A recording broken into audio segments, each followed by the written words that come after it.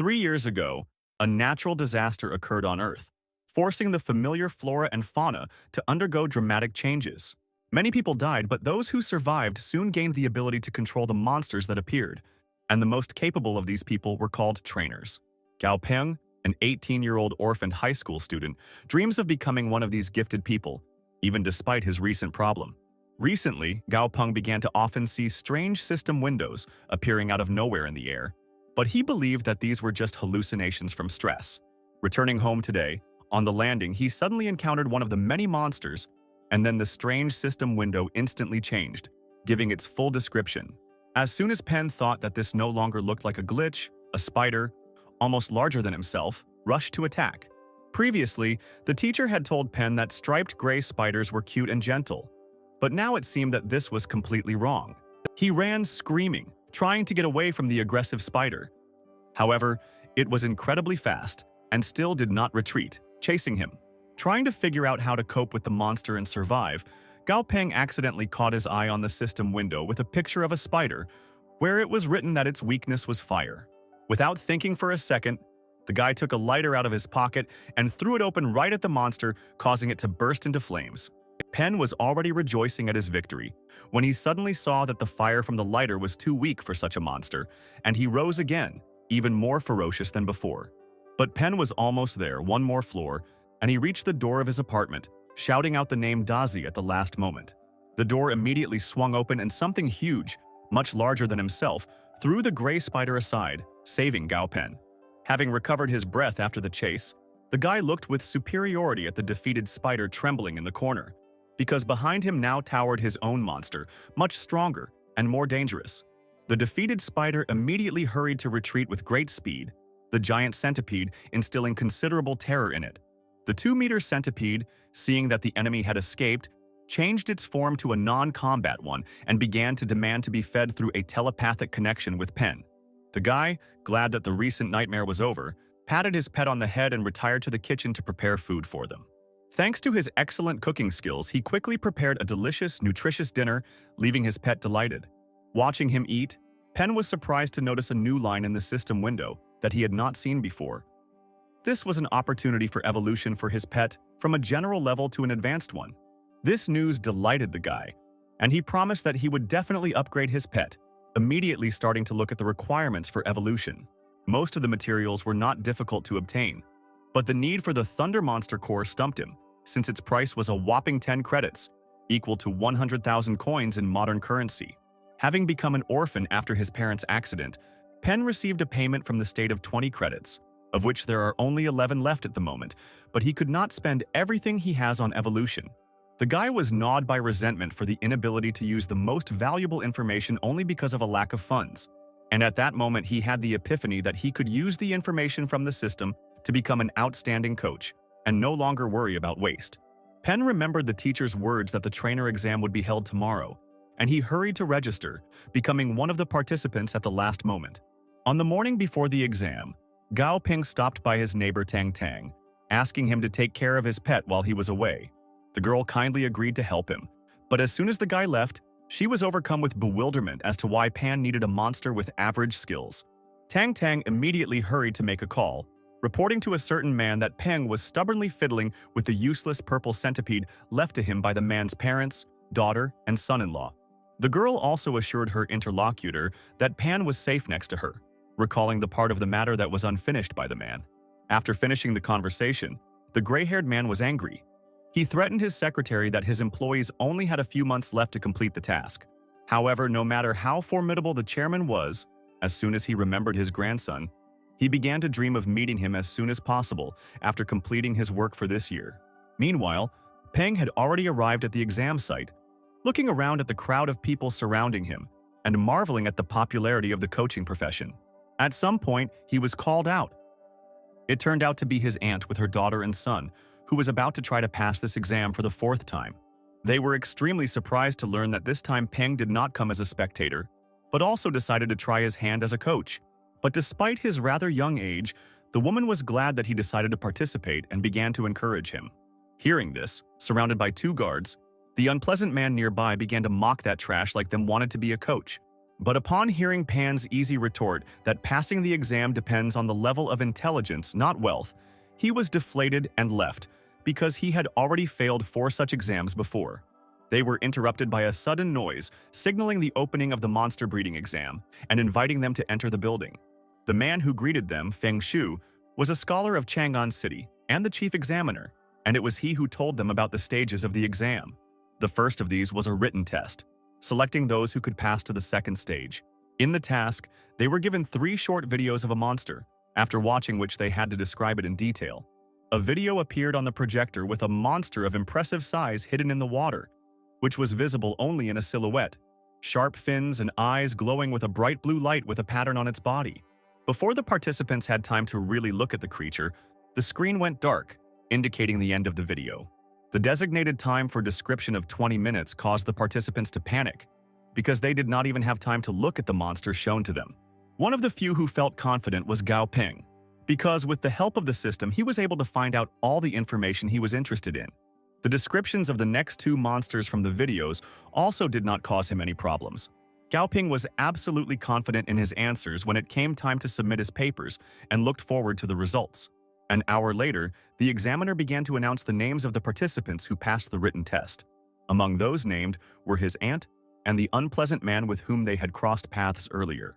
But Pan's name was not mentioned among those listed, and the unpleasant man did not miss his chance to gloat. Meanwhile, the guy was sitting on pins and needles. He was panicking, wondering that these systems could be wrong. The next thing the examiner asked the audience was who among those present was Gao Ping. Not expecting this, the guy responded a little embarrassedly, raising his hand.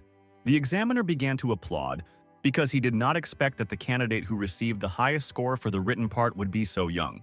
The rest of the participants were perplexed. They could not believe that such a young man had passed the exam, and even managed to score the highest score. Those few who passed the written stage were led from the classroom by examiner Feng Shu to the hall to take the practical stage of the exam. The man explained that in the rooms behind him there were monsters that the test subjects needed to force to evolve within a week. To pass this stage, all kinds of materials for evolution were also provided, which could be used in limited quantities free of charge to those who passed. Those who fail will have to cover all costs for materials themselves. After the task was announced, the participants began to draw lots for the room number of the monster that they would get. The effect of unpredictability worried Pan. He could only hope for luck. He didn't notice the invisible beast in the box of lots or the grin of one of the examiners. As a result, Pan got room number 10 and his aunt got room number 6, and they went towards their rooms. Feng Shu announced the official start of the practical exam. Having reached room number 10, Pan greeted its guard, who said that you could contact him if you needed anything. As soon as the issued pass was applied to the lock, the door swung open and a simply murderous aura of the beast came out of it. Walking towards the cage, Pan saw a dark shadow behind the thick bars of the bars, with hot, furious, bright scarlet eyes, the mere glance of which made one feel uneasy. But the guy paid attention not to this at all, but to the line in the system window, where it was written that the Red River monkey provided to him was sick and in a weak condition. When asked what happened to her, the person in charge of the room explained that too many experiments had been carried out on this monster before, and she had to be destroyed. No one knew that the real reason for this monster's participation in the exam was the director's deal with an unpleasant rich man who cheated through the written exam. The person in charge of the room recognized that the situation was not fair and the monkey was already on edge. So he suggested that Peng apply for next year and keep his writing scores. He did not take into account the fact that Peng was stubborn in life, and giving up was completely not in his style. The guard left him in the room alone with the monster and left. And meanwhile, the gorilla crawled out of the shadow of the cage and looked at the guy with its hunted gaze, in which one could read a huge series of unsuccessful experiments. Bitterness, resentment, and anger intricately mixed into a kind of madness, forcing him to throw himself with a roar at the thick bars of the cage. But Pan had already managed to read in his gaze the sea of regrets that was hidden behind a mask of aggression. To the monster's surprise, the guy came closer and without fear put his hand on his head, promising that he would definitely cure him.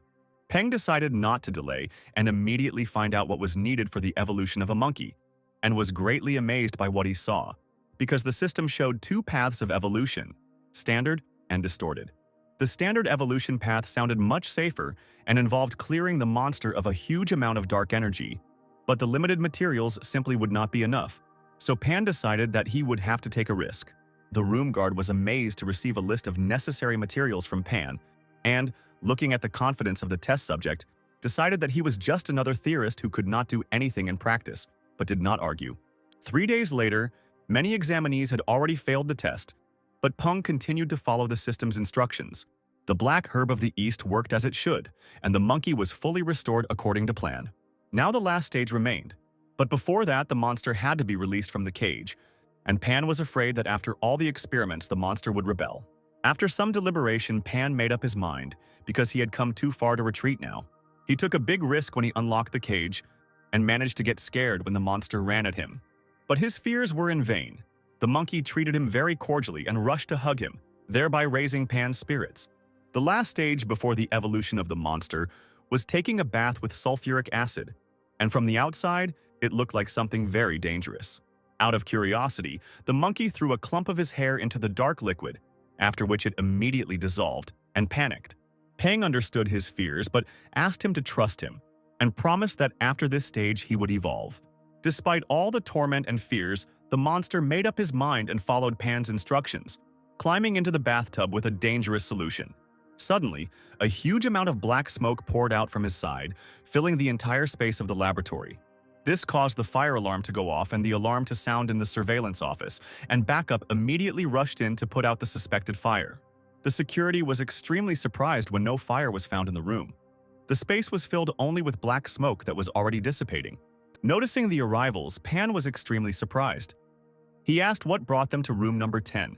Joe, the room's security guard, explained that the smoke caused the fire alarm to go off and they rushed to put out the fire. Pan felt a little guilty and apologized for not noticing the alarm going off, being too caught up in the experiment. Zhu radioed that everything was fine and the alarm could be turned off. Examiner Feng Shu, who arrived at the laboratory, was extremely surprised that the smoke in the laboratory was caused by an experiment on a monster. The rest of the participants, who came running to see what was happening, began to discuss that Gao Peng was too young and inexperienced to experiment on monsters. Meanwhile, Wang, who had been trying to frame Peng from the very beginning of the practical stage of the exam, was jubilant, believing that the young man had finally failed.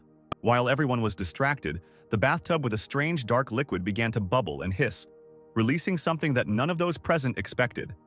It was a previously unseen monster, terrifying in its appearance and aura, instilling fear. Those around were stunned. They did not know what to do and were already preparing to run away. Meanwhile, the monster had risen. His body was a huge skeleton, dressed in a translucent shell glowing with violet fire and piercing with a fiery otherworldly gaze. With surprise, Feng Shu suddenly realized that it was the evolved red river monkey that was given to the examinee Gao Peng. Everyone was amazed that the young man actually managed to achieve the result. Peng was pleased with what he saw. The system reported that the distorted evolution was completed successfully, and the monster had evolved into an ideal class bone monkey. Those present were stunned. They began to look at the evolved monster with admiration, suggesting that this monster most likely belonged to a completely new species. Feng Shu completely agreed that breeding an undead class monster was amazing. However, in Feng Shu's opinion, there was someone more valuable than this monster in this room, and it was the test subject who forced it to evolve. The examiner praised Peng, because now he sees that he got first place for the written part for a reason. The evolved monkey attracted Pan's attention by tugging at his t-shirt. Pan assured him that everything was fine now. He was finally able to evolve. The huge bone monkey would have cried again if he could. He was very touched that Pan had fulfilled his promise to him, and everything worked out. The director, who was watching them from the side, was overcome with greed. He was already looking forward to getting such a valuable monster into his hands. However, his dreams were suddenly interrupted by the will of Feng Shu, who impressively declared that this monster now belongs to Peng, since there is such a trusting relationship between them. The rest were amazed at this decision. No one expected such an outcome. Gao Peng was also very surprised. He asked again whether Feng Shu understood correctly that the rare ideal-level undead class monster now simply belonged to him. Feng Shu confirmed his words, adding that this is a new type of monster, of which there are no records yet. But it was Peng who forced it to evolve. Peng seriously thought about his words, pondering the fact that the monkey monster had immediately evolved from a general level to an excellent one, which means that in the future, it could even become a commander. This promised amazing prospects. Seeing his thoughtfulness, Zhou offered to give the monster to him if Peng did not want to take the attached monster for himself. which would be a rather stupid decision. The director decided to contact this decision. He said that this was against the rules, and any successfully evolved monster ultimately goes to the association, and added that the monkey was very sick and the evolution could just be an accident and not the merit of Pan. His words were supported by Van, who became indignant that the evolution of a monster on the verge of death was impossible, and an overly strong monkey should be destroyed. The director continued to insist that the monster was too strong and dangerous, and that a student could not achieve such a result.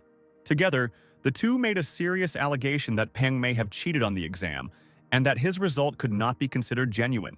The director theorized that Peng might have learned some method that accidentally worked, but his true skills could not match the result. Feng Shu was extremely skeptical when he said that he should cancel the result for such a reason. When the director said that issuing a certificate to Gao Peng could harm the reputation of the association, Feng Shu laughed sincerely. He invited the guy to independently prove to these fools what he was capable of. Peng said that he came to the association to obtain a license and not to prove anything to anyone, and expressed that disbelief in the result of a younger and more talented coach is a rather pathetic behavior. Peng began to explain that the name of the monster Red River Monkey comes from their habitat, but the monster's attribute has nothing to do with water. However, judging by the monkey's condition, the previous test subjects did not know this and loaded the monkey with the water attribute and yin energy in hopes of evolution, although yin is the monkey's main weakness. Wang was outraged that Peng was wrong, and the Red River Monkey's main weakness was the wood attribute. But Feng Shu clarified that according to research, Peng was not wrong. Peng continued to explain that due to many experiments, the yin attribute had become too ingrained into the monster's structure, and it was too problematic to remove it, so he took a different route. For 3 days, Peng gave the monkey the black grass of the east to purify the body, the yin attribute as the base, materials, and the crystal core with the undead attribute. The main role in the monster's evolution was played by the order of addition and proportions, so almost anyone in Pan's place would have failed. Feng Shu clapped at his explanation and added that instead of getting a beginner trainer certificate, Peng should get an intermediate level certificate.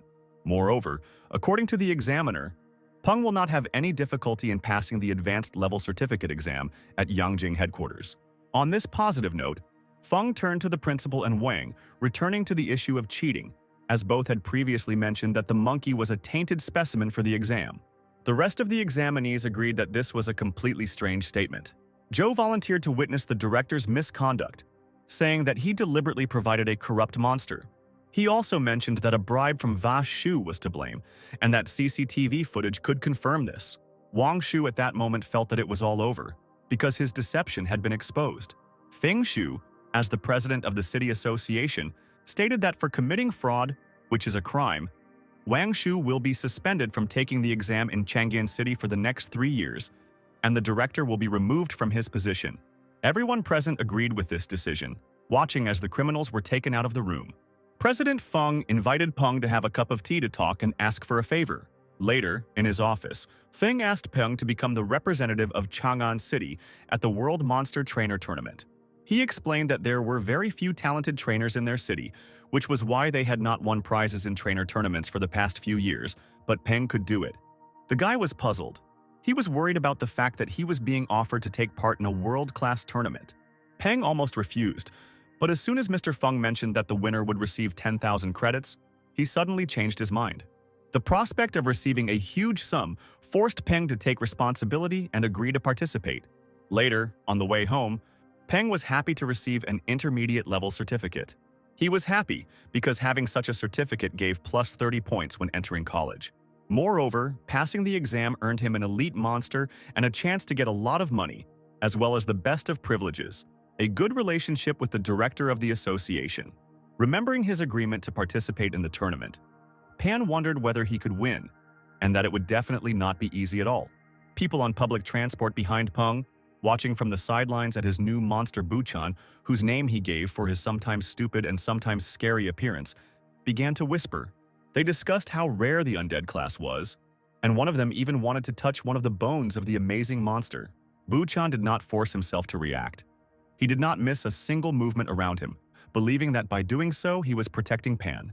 Soon, unnoticed by Pan, the unfamiliar, frivolous guy was entangled in the power of Buchan. The hostage had already regretted his desire and almost said goodbye to life out of fear. When Pan turned to him, distracting him. The guy shared his thoughts that participation in the tournament is a necessary measure, because without winning, he will have nothing to feed his pets. Pan also noted that he is young, and if he puts in a lot of effort every day, he will have a bright future, especially considering that he is quite handsome. Those who noticed their conversation were amazed, because speaking out loud meant that the guy did not have a blood contract with the monster, but he listened to him. They were tormented by the question of when such a talented guy appeared in the city. Later, when they got off the bus, Buchan suddenly pushed Pan to the side, causing him to fly off. The monster deflected something flying towards Pan, protecting its master. At first, Pan was extremely puzzled by what had happened. But then he realized what exactly had happened and hastened to calm Buchan, explaining that no one had attacked him. He immediately noticed that the object flying towards him was Dazi, his purple centipede, so he rushed to introduce it, but was very surprised. Chung was puzzled by the appearance of his pet, because he did not look like himself. During the time that they had not seen each other, he had changed a lot. Following Z, Tang Tang approached them, greeting them and informing them that they had decided to meet Peng together. Without delaying it for later, the guy immediately began to ask what happened to his pet. Because it was several times larger than before, the plump centipede resembled some kind of predatory caterpillar in its appearance. Tang Tang explained that Dazi ate with great appetite, so now he looks full and strong. Pan was not happy because he saw that his monster was simply overfed. Tan Tan was extremely pleased with herself, because thanks to her, the centipede now looked not so small and puny in her opinion. Bu-chan, seeing Datsu, was very proud of himself, believing that he looked even better compared to him with his huge and strong, toned body. Tang Tang brushed off his reaction and began asking about how Peng's exam went. The guy began to sheepishly talk about how he was lucky to get a monster to evolve after 6 unsuccessful attempts, and that he was able to receive a certificate as an intermediate-level trainer for his merits. Pan pointed to Buchan, showing which monster he meant, and said that his efforts were appreciated and he was given the bread monster as a gift. Tang Tang was amazed and found it hard to believe that Peng had received an intermediate certificate right away. Satisfied, Peng took out a certificate from his bag, showing that he was not cheating, pleased with himself.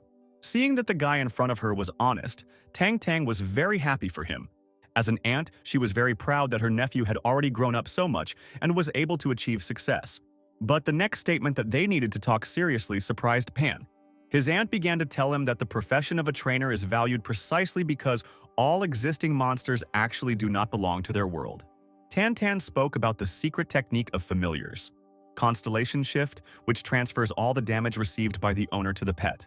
The technique has some limitations due to distance and the pet's consent, but makes sense since monsters are much stronger and tougher than humans. After studying the technique, Peng had the feeling that he and Dazi were connected by an invisible thread. Now the connection had been established, and Peng was still thinking that Tang had given very valuable information after his monologue. But the origin of that information was shrouded in mystery. Looking at Z, who crawled towards him, Peng complained about how his pet had gotten fat, suggesting that he should be called a purple piggy instead of a centipede. Peng asked Buchan to bring a mirror so that Su could see the scale of the disaster, and this had an effect. Dazi was too impressed and saddened. It was hard for him to face the cruel reality in the mirror, to which Peng began to say that he should start doing exercise and losing weight in the next couple of days, after which pumping will begin. Peng imagined what would happen if Z evolved in his current state and was horrified. He did not want this to actually happen. The next day, Peng met with Tan Tan at her request, promising to help. Ant was extremely happy that he received the certificate and counted on Peng's help.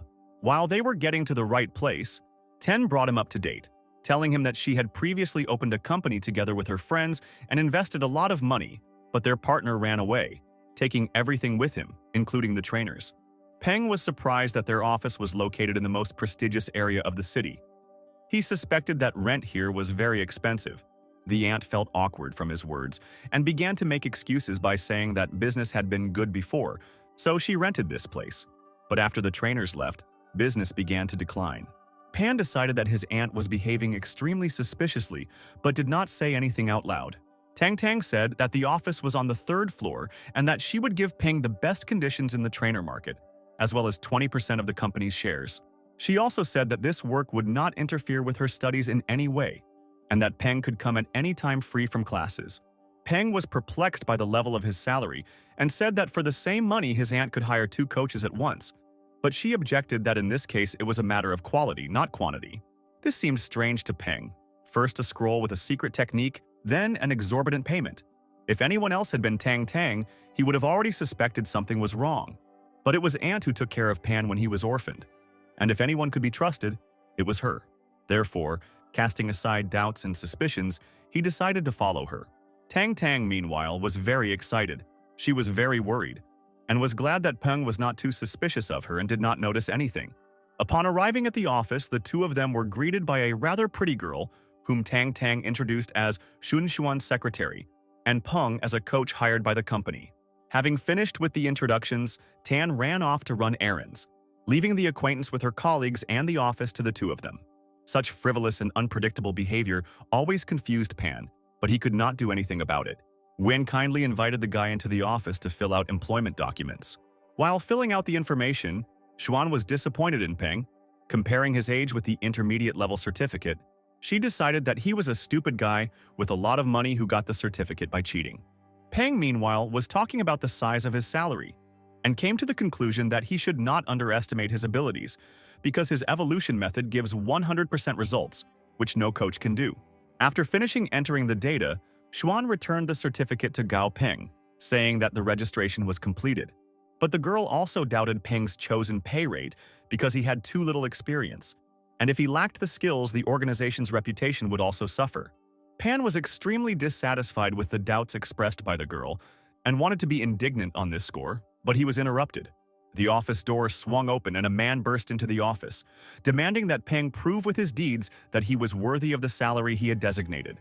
The man, looking both furious and exhausted, also said that if Peng could cure his pet, then his payment would not be 3, but 10 times the trainer's standard rate.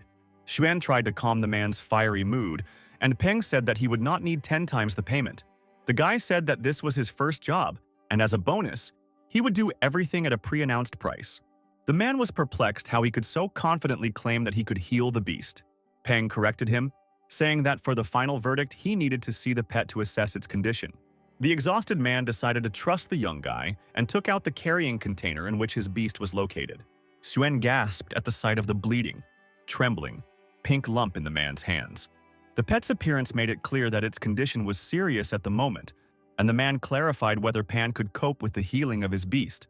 Pan carefully examined the data on the electric mouse in front of him, noting the line about minor injuries, before seeing another system window. A bright red notice warned of danger and that the beast needed to evolve as soon as possible. Pan immediately asked the man what he fed his pet, realizing that he felt bad because of it. The man admitted that he fed the mouse a jade bloody mushroom because he wanted his pet to evolve faster. Pan thought that right now the mouse was in the process of evolution, but due to the conflict between its nature and the element of thunder, it became ill.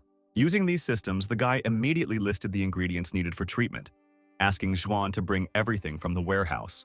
Peng reminded the man of the rules that the buyer of the trainer's services also takes on the cost of all consumables for the evolution of his pet. The guy promised the tormented beast that he would help him evolve. Seeing Peng's preparations for the evolution of the beast, Xuan and the man were horrified. They asked if the guy was sure that he was doing everything right. They were scared for their pet. Pan looked frankly intimidating, holding a pet in one hand and a carving knife in the other, but he was having fun at the same time. Seeing that Peng was throwing a mouse into a pot of boiling water, the man tried to stop what was happening, and Xuan was already calculating in her mind how much the eccentric trick of the young incompetent would cost their company. Peng, after stirring the contents of the pan, offered to try rat soup, which nourishes yin and tones yang, which made the man even more horrified. Seeing his reaction, Pan explained that he was just joking to defuse the situation and showed that everything was under control, and the man's pet was fine. The guy showed that the pan was not soup, but a medicinal bath for a pet, and that heating was needed to maintain the healing properties of the ingredients. The man silently tried to calm down while Pan continued to joke in his sophisticated manner. The man could only hope for a good result, thinking that there were only 2 famous and experienced trainers in their city, and their services cost incredible money. 10 minutes later, the man began to worry because the result was still not visible. Pan reassured him, saying that everything was almost ready and the pet should soon evolve. Just a couple of moments later, thick smoke suddenly poured out of the pan, causing the lid to jump to the side with a loud sound. At the bottom of the pan, already without the tincture of medicinal ingredients, the changed pet curled up into a ball. Having just woken up, the mouse immediately jumped out of the pan, began rushing around the office and causing destruction, thereby driving Juan into horror and into delight the man. The evolution was successfully completed, and the Thunder Mouse became an ideal class dual attribute bloody electric mouse that could become a commander in the future. The educated man immediately apologized to Peng for being suspicious of his abilities, appreciating the result with delight. Peng immediately gave the man a check with the price for the damage caused to the office and the services provided, without receiving any objections from the happy man. After receiving the payment, Peng asked Xuan to send him home the materials from the list prepared in advance, subtracting the cost from the salary received. The man, beaming with delight, turned to Pan, saying that he had another pet and that he would like to make another appointment with the guy for tomorrow. The man also said that the price is not a problem for him, and he will pay triple. Peng was even a little embarrassed to refuse him, but he explained that he would be busy with training classes the next day, having received from the man the assumption that these were courses from the association. But Peng objected to him, explaining that this was a normal third-year class in high school, and left, explaining that he still had homework to do. The man was amazed at the revealed truth. While Juan finally understood why Tang Tang had recently bought this expensive office and fired all the coaches, telling her to keep it secret from Gao Peng, the guy turned out to be not a stupid rich man. Tang Tang, meanwhile, was enjoying a glass of wine at home as she twirled a good-quality crystal core in her hands. Without thinking twice, the woman handed the core to the invisible beast behind her, ordering it to be taken home to Gao Peng. The pet got to the window of the guy's apartment and, making sure that no one noticed him, threw valuable material into the room. The fallen crystal was immediately discovered by Dazi, who was interested in the unusual object. Bu-chan wanted to stop the frivolous centipede, but it was too late. Datsu ate the throne crystal, which he immediately regretted. Gao Peng, walking home, dreamed that in the future he would be able to upgrade his pets to the epic class, when he suddenly heard a roar coming from the window of his apartment. He immediately ran home, realizing that something wrong had happened. Running into the apartment, Peng saw Dazi rolling on the floor, clearly feeling unwell. A system window that popped up in the air notified that evolution had been launched due to the absorption of the crystalline core, which greatly surprised Peng. He could not understand where and when his pet could absorb such an expensive material. Peng's suspicion immediately fell on a certain person, his aunt Tang Tang. From the woman's reaction, it was immediately clear that she was to blame for what happened. Peng became indignant that she fed the crystal core to Dazi without his knowledge, and asked why she did it. Tang Tang did not voice out loud that she did so because Peng would refuse her help, and quickly and awkwardly changed the topic of conversation. The aunt returned the bags of groceries to Peng, which he had left in the middle of the road when he realized that something had happened at home, and ran away before his nephew could say anything in response. The next moment, Peng slapped Dazi on the head and told him that the insatiable pet should no longer drag anything into his mouth, threatening him. Having come to terms with the situation, Peng pulled himself together. It was necessary to complete the evolution process as soon as possible. The guy found in his supplies a purple poisonous flower, which, when crushed, should help the evolution of Dazi. Pan crushed the found ingredient in a blender and poured the resulting liquid into the pet's mouth. The changes happened immediately. Dazi's body immediately shone with the golden light of lightning. His horns lengthened, and his eyes began to glow scarlet. The evolution was successfully completed, and a new, more advanced version of his pet appeared in front of Peng, a superior-grade purple thunder centipede. Datsu immediately fell down exhausted, tired of the torment he experienced before the evolution, disturbing the compassionate Bu-chan. To keep him from being sad, Pan treated him to a specially prepared treat. Bu-chan was worried when he realized that the food he was consuming was passing through his body and turning into embers, but Pan assured him that everything was fine and his body should stabilize soon. When Dazi woke up, both of his friends were already sound asleep, exhausted by the events of the day. Tang Tang, from behind the window, watched as the nimble centipede sat contentedly on Gao Peng's lap, covering the two of them with a blanket. At this wonderful moment, Peng did not know that big changes were soon awaiting him, discussed with the school principal. The gray-haired director actively objected to his interlocutor, emphasizing that there would never be a single monster on the territory of his school, since, first of all, in his opinion, one should worry about the safety of children. His interlocutor in military uniform reluctantly said that this is only true in peacetime, but if the situation worsens, young people will have to take up arms to defend the country. Hearing these words, the director became wary. He did not want to think about what his interlocutor had just said. But the man explained that, despite rapidly developing technologies, monsters in the wild are developing an order of magnitude faster. And if this continues, then someday people will not be able to resist them. When Peng came to school the next day, he was surprised by the amount of attention he received from his classmates crowded around him. One of the guys directly asked him if it was true that Peng had received an intermediate-level coaching certificate. The event was reported in the newspaper, stating that Peng became the youngest intermediate-level coach in the Chang'an City Association, breaking the previous record. Everyone started talking about how Peng is now a big celebrity, and their class is now the coolest. Because Peng studies with them, the words of his classmates made the guy blush from praise. Li Zigong, the classmate who had told everyone about Peng's success, took advantage of the moment to address him, embarrassedly saying that he had some presumptuous request. Contrary to everyone's expectations, Pan immediately refused him, explaining that since his request was presumptuous, it would be better not to voice it at all and not put them both in an awkward position. Li wanted to respond angrily to his rudeness, but the teacher entered the classroom, forcing everyone to go to their places with angry screams. She had an important announcement for the students.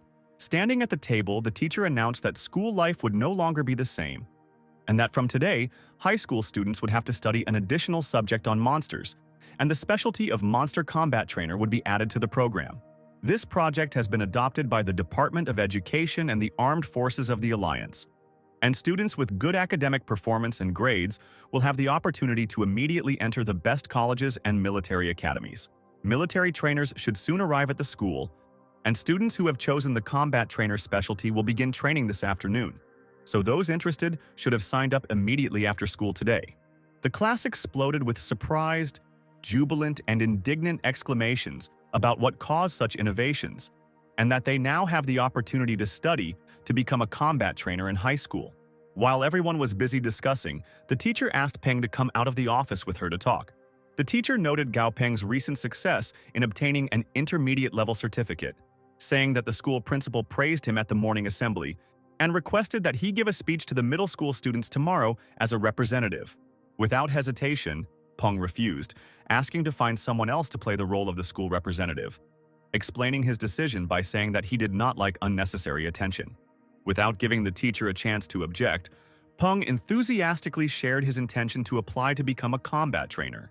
The teacher warned the high school student, saying that although a combat trainer is a good, highly paid profession, he should not rush forward so much. Good academic performance and a certificate as an intermediate-level trainer already opened up great prospects for the future for Peng. But within the framework of the specialty, the profession of a combat trainer was studied, and not an ordinary one, which was much more dangerous. Peng thanked her for her concern, but his goal was precisely the profession of a combat trainer. Peng thought that he did not want to know only theory, but in real combat conditions he had an excellent opportunity to learn much more and also become stronger. And since both exams could be taken at the same time, Peng was going to become an expert on both professions. The teacher chose not to dissuade him, saying that this was a dream that he was going to realize, and expressed the hope that Peng's decision was balanced and thoughtful. The high school student warmly thanked her for her trust. In the afternoon, a group of high school students gathered at the school to participate in the selection process for the specialty of military pet trainer. Among this self-confident crowd, there was also a familiar face. It was his classmate Li Zigong, who was wondering why Peng, with his excellent grades, would apply for a new specialty and receive the same question in response. Li justified his motivation by saying that his favorite anime as a child was Pokemon, and he now wants to become the most powerful trainer in the world. His fanatically naive approach did not inspire confidence at all. Tired of listening to his nonsense, Pan went towards the people crowded around the stage. He arrived just in time. The colonel was about to begin his speech. Someone from a crowd of school children said that there was nothing special about the big guy on stage, just a mountain of muscles. However, the flaming look of the man who heard him clearly said otherwise. Pan mentally noted to himself that the instructor is not as simple as he seems. The colonel began his speech by first praising everyone present for their courage to come today, but also indicated that this is not enough to become a coach. The man passionately, in an extremely rude manner, stated that without a strong mind and a steely will, even a trained monster would scare every sucker in here to the point of horror. The school children predictably began to be indignant that this statement was too rude and incorrect, as if they had never seen monsters in their lives. The colonel only grinned at this, realizing that words could not convey anything to them. Therefore, he presented to the public a real wild monster, brought with him for demonstration. The colonel ordered everything to be prepared for demonstration right now to one of his subordinates. The soldiers quickly prepared the necessary props, and one of them reported that the 10-centimeter thick armor plate had been successfully installed. Then the colonel approached the frightening-looking aggressive monster and gave the order to start. At that same second, he started and with lightning speed smashed the thick armor plate into small pieces. The already demonstrated spectacle had an effect on the previously prepared schoolchildren, making them realize how dangerous it is to deal with wild monsters. Even Pan was amazed by what he saw, because right before his eyes the monster was able to break such a thick piece of metal with just one blow. The colonel announced that monster combat trainers regularly encounter monsters of similar and even greater strength, and therefore he is giving those who change their mind a chance to leave right now. Pan watched as the ranks of applicants, of which there were quite a few, dwindled amazingly quickly, fearful. They looked extremely depressed and disappointed in their own cowardice, but the colonel encouraged them, saying that their decision was completely normal, their studies were also extremely important, and they made a smart choice in not becoming deserters. But he also addressed those who remained and stated that in their case, anyone who tried to leave would be considered a deserter, because he did not like those who give up halfway. By the end of the day, Pan, who returned home, was exhausted, although he was mentally prepared, but everything turned out to be much more serious than he thought. Colonel Chen also informed the students that in a month only 1,200 students from the entire city would remain, and the rest would be expelled. While he was pondering the situation, Pan decided to feed his pets, but to his surprise, the refrigerator was empty. Pan panicked. Not understanding where all the yin cedar needles could have gone, he searched the entire refrigerator but found only one single one. When Peng began to openly resent what was happening, Dazi immediately turned Buchan red-handed, saying that it was he who ate everything. Pan did not scold Buchan, realizing that this was his personal mistake, because he underestimated the monster's appetite. Now the food for both pets was built in accordance with the recommendations of the system, and Peng placed an order for the next portion of yin cedar needles for Buchan and thunderfigs for Dazi, thinking that such food was costing him a pretty penny. The more materials Pan provides to his pets, the faster they will move to the next stage of evolution, but there they will already need even rarer materials, and this was worth thinking about in the future. The very next morning, Peng had the opportunity to see a kind of zoo at the entrance to the school. Many students everywhere were trying to keep their pets on a leash while others were getting theirs out of trees, and this spoke louder than any words about their lack of training skills. One rather fragile-looking girl came with a pig-like monster the size of a small truck, and it seems she didn't know what to do with it. Pan turned to the girl, asking if it was her monster, to ask to clear the passage because the monster had completely blocked the main entrance to the school building. The girl felt awkward. She began to make excuses that when she bought the pet, it was very tiny, and she did not expect that it would grow up to be so huge. Seeing the pandemonium, one of the military trainers approached them, asking what happened and why the beast blocked the entrance. Having not heard an intelligible answer, the trainer gave an order to his animal, similar to the one that was present at the demonstration. The wolf immediately growled, looking aggressively at the pig several times his size. This had an effect. The huge pet trembled and recoiled, moving to the side and thereby clearing the passage. Once the problem was over, the coach informed them that their training was starting right away. The assembled students were lined up with their monsters, listening to the words of the trainer that today would begin training in Monster Command, a basic skill necessary to form a full-fledged monster squad in the future. A beast may be strong, but without obeying orders it becomes useless, as happened this morning. Before starting training, it is important to understand the monster's habits and preferences in order to build good relationships with him in the future. As an example, the trainer cited his wolf, whom he fed with his favorite black pork, played and slept with him every day, after which he became ready to obey any orders of the man. The trainer also said that breaking an armor plate with a blow of its tail, demonstrated earlier by the colonel's beast, is not a natural skill, but a skill developed during training. Due to the stress, its tail became stronger, and the beast eventually acquired an additional means of attack in addition to its claws and teeth. The trainer asked his comrade to demonstrate the skill of his silver wolf. The red-haired man explained that the development of animals of the same type can occur in different ways, and that during training each animal improves its strengths. He demonstrated this by throwing a stone, after which his wolf immediately rushed, catching him in flight and breaking him into crumbs with his bite. Both Peng and Dazi were amazed by what they saw. The strength of the beast's bite seemed incredible to them.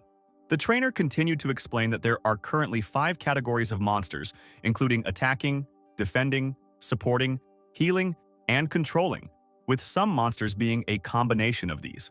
One of these is the Vine, which can act as both a defense type and a control type, although experienced trainers can also develop it as an attack type. After the explanations, the students were asked to move on to practice, explaining that they need to start small, for example, use wood to train bite force, gradually increasing hardness. Those who decided on the category of their monster could register and take the necessary training materials. Peng was faced with the question of how best to train Dazi, and, remembering the study of the secret technique of transferring damage, he decided that he should focus on defense first. Pan also thought about the monkey monsters he had seen earlier, carrying large boxes of educational materials, managing despite their size. This gave him the idea of a mutant monster, a fierce fighting monkey which has a ferocious and aggressive disposition and therefore pays great attention to defense. From birth, the parents set an example for the cubs, forcing them to violently attack first trees and then rocks with the help of their bodies. This approach leads to injury, but the skin becomes stronger as it heals. Therefore, in adulthood, fighting monkeys have a muscular and tough body due to hardened calloused scars that form a kind of armor. Peng decided to use this approach to improve the defense of Dazi and selected training materials suitable for this. Returning to the training field, Peng informed Dazi that he had found an excellent way to train. Pulling out an auxiliary object from behind his back, Pan said that it was better to bleed to death now than to bleed in the future. With the statement that learning is hard, fighting is easy, Pan grabbed the sledgehammer with both hands, promising that he would try to be gentle. Frightened, Dazi immediately ran away, trying to escape from the torture destined for him. After this, Peng was forced to rush after the pet, explaining that this was all for his own good, until he managed to stop Dazi. At the end of the week, on a day off when there was no need to wake up early in the morning for training, Peng hoped to sleep longer, but was awakened by a loud knock. He still had to get up and go cook breakfast for his pets, despite the desire to sleep. While frying pancakes, Pan complained that he was helping his pets, but at the same time he was suffering the most, and this was unfair. However, all this was not in vain, because thanks to the additional nutrition, Dazi increased in size and successfully reached the 10th level, and Bu also received a promotion. But all this was not easy for Peng, because his hands were sore after training with Dazi, and almost his entire salary was spent on Bu's food. Bu noticed Pan's phone ringing on the table and answered immediately, allowing Pan not to be distracted from cooking. The caller introduced himself as the CEO of the Blue Shield security company named Woot Liu Sunlin. He asked for a meeting to discuss a certain proposal that should be beneficial to both of them. They decided to meet at the office where Peng currently works this afternoon. At the meeting, Mr. Liu introduced himself again. He was a pleasant-looking middle-aged man in an expensive-looking suit. He announced that he would like to offer Peng the position of trainer consultant in his company. Peng wondered why they turned to him. Because there were many other intermediate-level trainers in Chang'an City, he could not understand what made the director of a large company come to him. The man said that Peng was overly modest and underestimated himself. He recalled that there were only 2 established intermediate trainers in their city. One of them, Director Chen from the Trainers Association, was too busy to work in their small company. The other one, Shanlin, is number 1 in Chang'an and works for the government as a trainer consultant. When comparing Peng with other intermediate-level coaches, Director Li would prefer to trust the young and talented Gao Peng. After thinking, Peng decided first of all to put forward some mandatory conditions in the form of working only on weekends and refusing to sign a full-fledged contract, guaranteeing only a refusal to help the company's competitors. The director immediately agreed without any objection, handing a pre-prepared part-time contract for Peng to sign. Peng was extremely surprised when he read its contents, because it was a one-sided contract with no mandatory requirements for Peng, with an annual salary of 500 credits and a commission of 50 credits for each successful evolution of the beast. This offer turned out to be too good to even think about refusing, so P immediately signed his name, agreeing.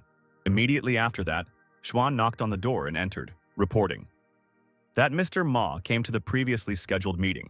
Director Li immediately collected himself, saying that since the contract was signed, he would not detain Mr. Gao any longer, and left the office.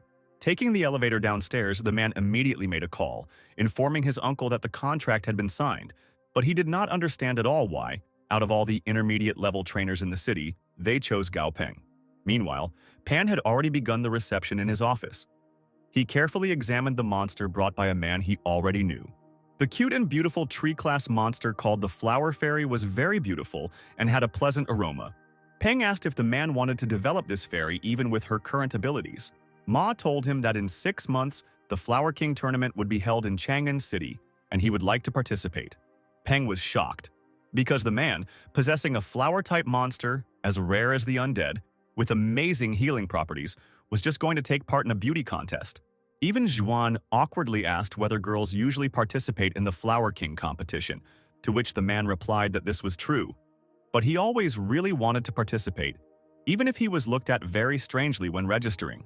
Ma also said that the fairy is his second beast, so he wants to provide her with a happy future. The man persistently asked Pan to take care of the fairy's development so that she would have every chance to take first place. Peng was surprised by the strong concern for the beast, but promised that he would take care of it. Peng also did not fail to remind about the triple payment, upon hearing about which Xuan, with sparkling eyes, immediately brought an invoice for payment. Peng listed to the girl all the items that he needed for the evolution of the beast, and Xuan immediately and readily went to the warehouse to get them. After a short time, all the necessary materials were already on the table in Peng's office. After that, he kicked Xuan and Ma out the door, saying that they would interfere with his work. Despite this, the man still opened the door slightly to observe, despite Xuan's objections, because he was very worried about his baby fairy. Pan looked very intimidating, like a mad scientist, when he mixed the required composition and took it into the syringe. Mr. Ma almost attacked the guy when he was injecting his pet, but Xuan stopped him in time. Almost immediately after this, Peng allowed both of them to return back to the office. He imagined a monster that had evolved to the 4th level, becoming a flower begonia, which caused both of them to exclaim in admiration. Ma began to thank Peng from the bottom of his heart, despite his objections, because he was happy. While enjoying the result, none of them thought that at this very time one of the teams training to become combat trainers was fighting wild monsters. The 3 guys were endlessly indignant that their efforts were in vain, and looked forward to leaving only 1,200 people and returning them to their previous schooling. And only one girl was determined to continue, hoping to meet Gao Peng, the only student in her opinion worthy of respect. One day, Peng once again went to Chen Ji's store to buy yin cedar needles for Bu. To his surprise, the old man replied that they had run out, and instead of the required 30 pieces, only 10 remained. Pan didn't understand why this happened because outside the city there is a whole farm for their production, and the needles couldn't run out so easily. The old man then explained that the supply stopped a week ago due to spiders eating all the supplies with the yin attribute, which is why the entire farm area is now occupied by the army. Also, other monsters also became prey for the spiders, and if the farm owners had not escaped in time, they too could have gone to feed the horde of monsters. A voice was heard from the entrance to the store. It was another customer who came into the store, interrupting their dialogue. Mr. Chen suggested continuing their conversation another time, citing the fact that he was currently busy with work, to which Peng had to agree. On the way from the store, Pan began to think about a series of recent events. First, the school began to cooperate with the military. Then, a strange company invited him to cooperate. A new type of spider appeared. There was a feeling that something terrible was coming, which would be extremely difficult to resist. Just as he was thinking, Peng's phone rang. It was Li Songlin asking if Mr. Gao had heard about the infestation of devil spiders in the dark forest. After a short time, Peng was already near the first branch of the Blue Shield Company, greeted by Director Li. Immediately, the man began to bring him up to date, starting with the most important. Due to hordes of gray devil spiders attacking numerous resource points, the government gathered most of the companies and several private organizations to explore the dark coal forest to determine the habits and weaknesses of the monsters. Blue Shield Company just accepted the mission today and will leave in 3 days, but right now they don't have enough reserves, and so they need Peng to force the devil mantises to evolve before they leave to increase the chances of a successful completion of the mission. Peng immediately asked to be brought to the devil mantises to inspect their condition. Director Li, in turn, asked the guy to take the task responsibly, since it is very important for the company. At the previous alliance meeting, many of the bands suppressing unofficial forces were even lifted due to changes in wild monsters. As soon as they arrived, the director showed Gao Peng the hall, where all the devil mantises of the company were located. He also promised that enough people would be organized to help him.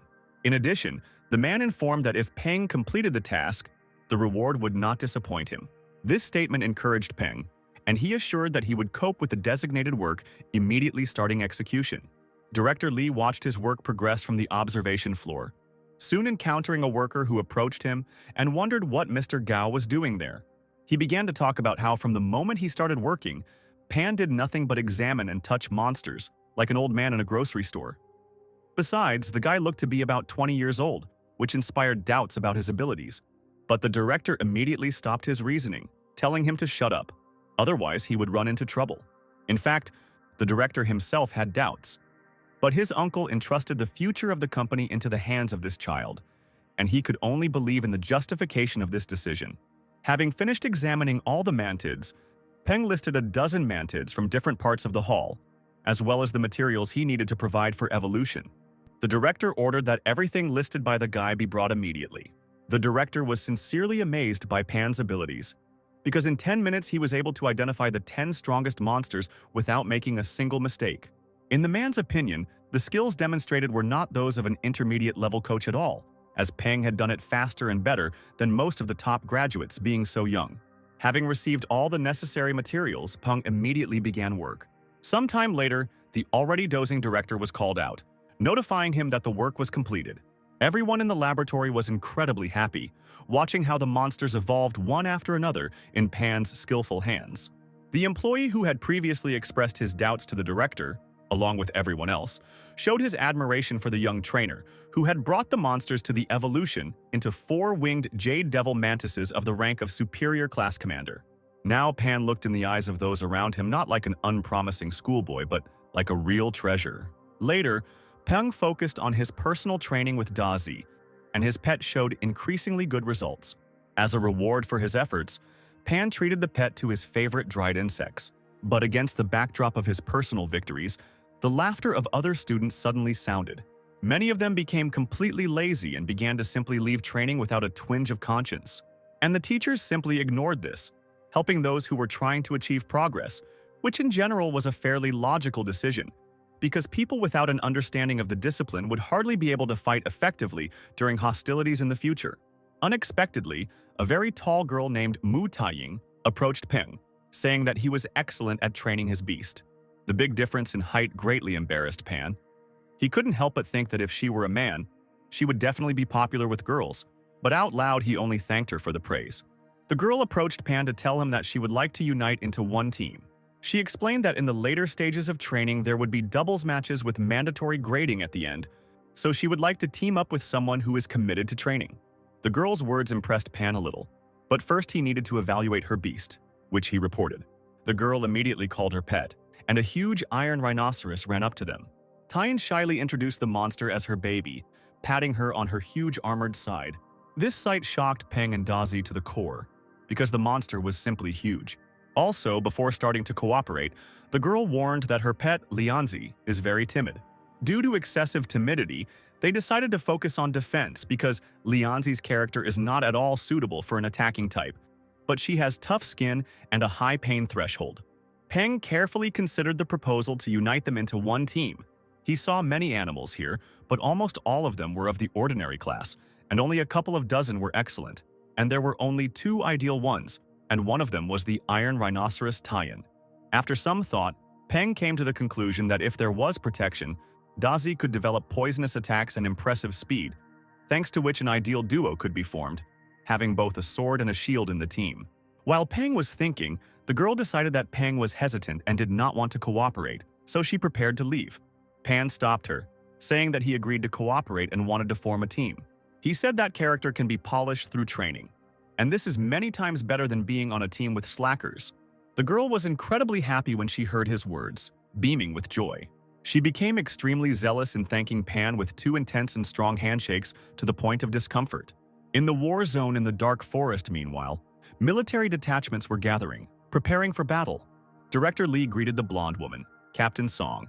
Lee noted that based on recent research, gray devil spiders are very afraid of fire, which Captain Song's team is excellent at handling, which guarantees their success in this mission. She, in turn, noted that Director Lee's devilish mantises are considered forest killers, and this will help him complete the mission the fastest.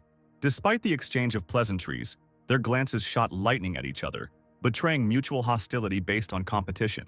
One of the military men began a speech to the crowd, providing basic important information about the monsters that he had learned. It's likely that gray devil spiders hunt their prey in groups and then bring it back to their nest to ensure enough food for their mother, spawning a new, even more fearsome wave of spiders. Drawing attention to the importance of the mission, the man drew attention to the importance of cooperation, because upon successful completion, everyone will be generously rewarded. Many understood the military's fears about the possible internal struggle of civilian organizations and agreed that in this case it was necessary to work together. Having heard no objections, the man in uniform also added that, according to the agreement, the military would provide fire support, after which he launched the demonstration. Immediately, a series of shots from nearby tanks obediently rang out. Powerful volleys flew out, exploding in flames and leaving deep dents in the ground. Director Lee noticed that, after pretentious words about cooperation, the military suddenly decided to simply show off their weapons. But it was also worth noting that the government took this intelligence seriously, and the artillery pieces intended to provide cover significantly weakened the monsters, increasing the chances of a successful mission and reducing possible risks. Song was indignant that it was not for him to talk about the risks, having 8 commander-rank monsters with him, provided that in most organizations there are no more than 3 of them. Director Lee just laughed with superiority, answering out loud that most people hide their trump cards, and their company is too honest for such a farce. Suddenly, a deafening sound of unknown origin was heard, causing everyone in the military operation to panic. One of the trainers noted that the devil mantises were behaving strangely, as if they were afraid of something. A moment later, something terrifying appeared from behind the treetops. It was an ape-like monster, engulfed in flames, as tall as a multi-story building with a burning gaze. Director Lee exclaimed in shock as he recognized the monster. It was Halo, a Lord-level monster. This very monster was the guardian of the dark, pleasant forest in which they were all now. The gigantic monster began to go on a rampage, frightening all the gathered people with its roar, causing them to panic. The commander-in-chief tried to bring them to their senses and force them to follow orders instead of causing panic.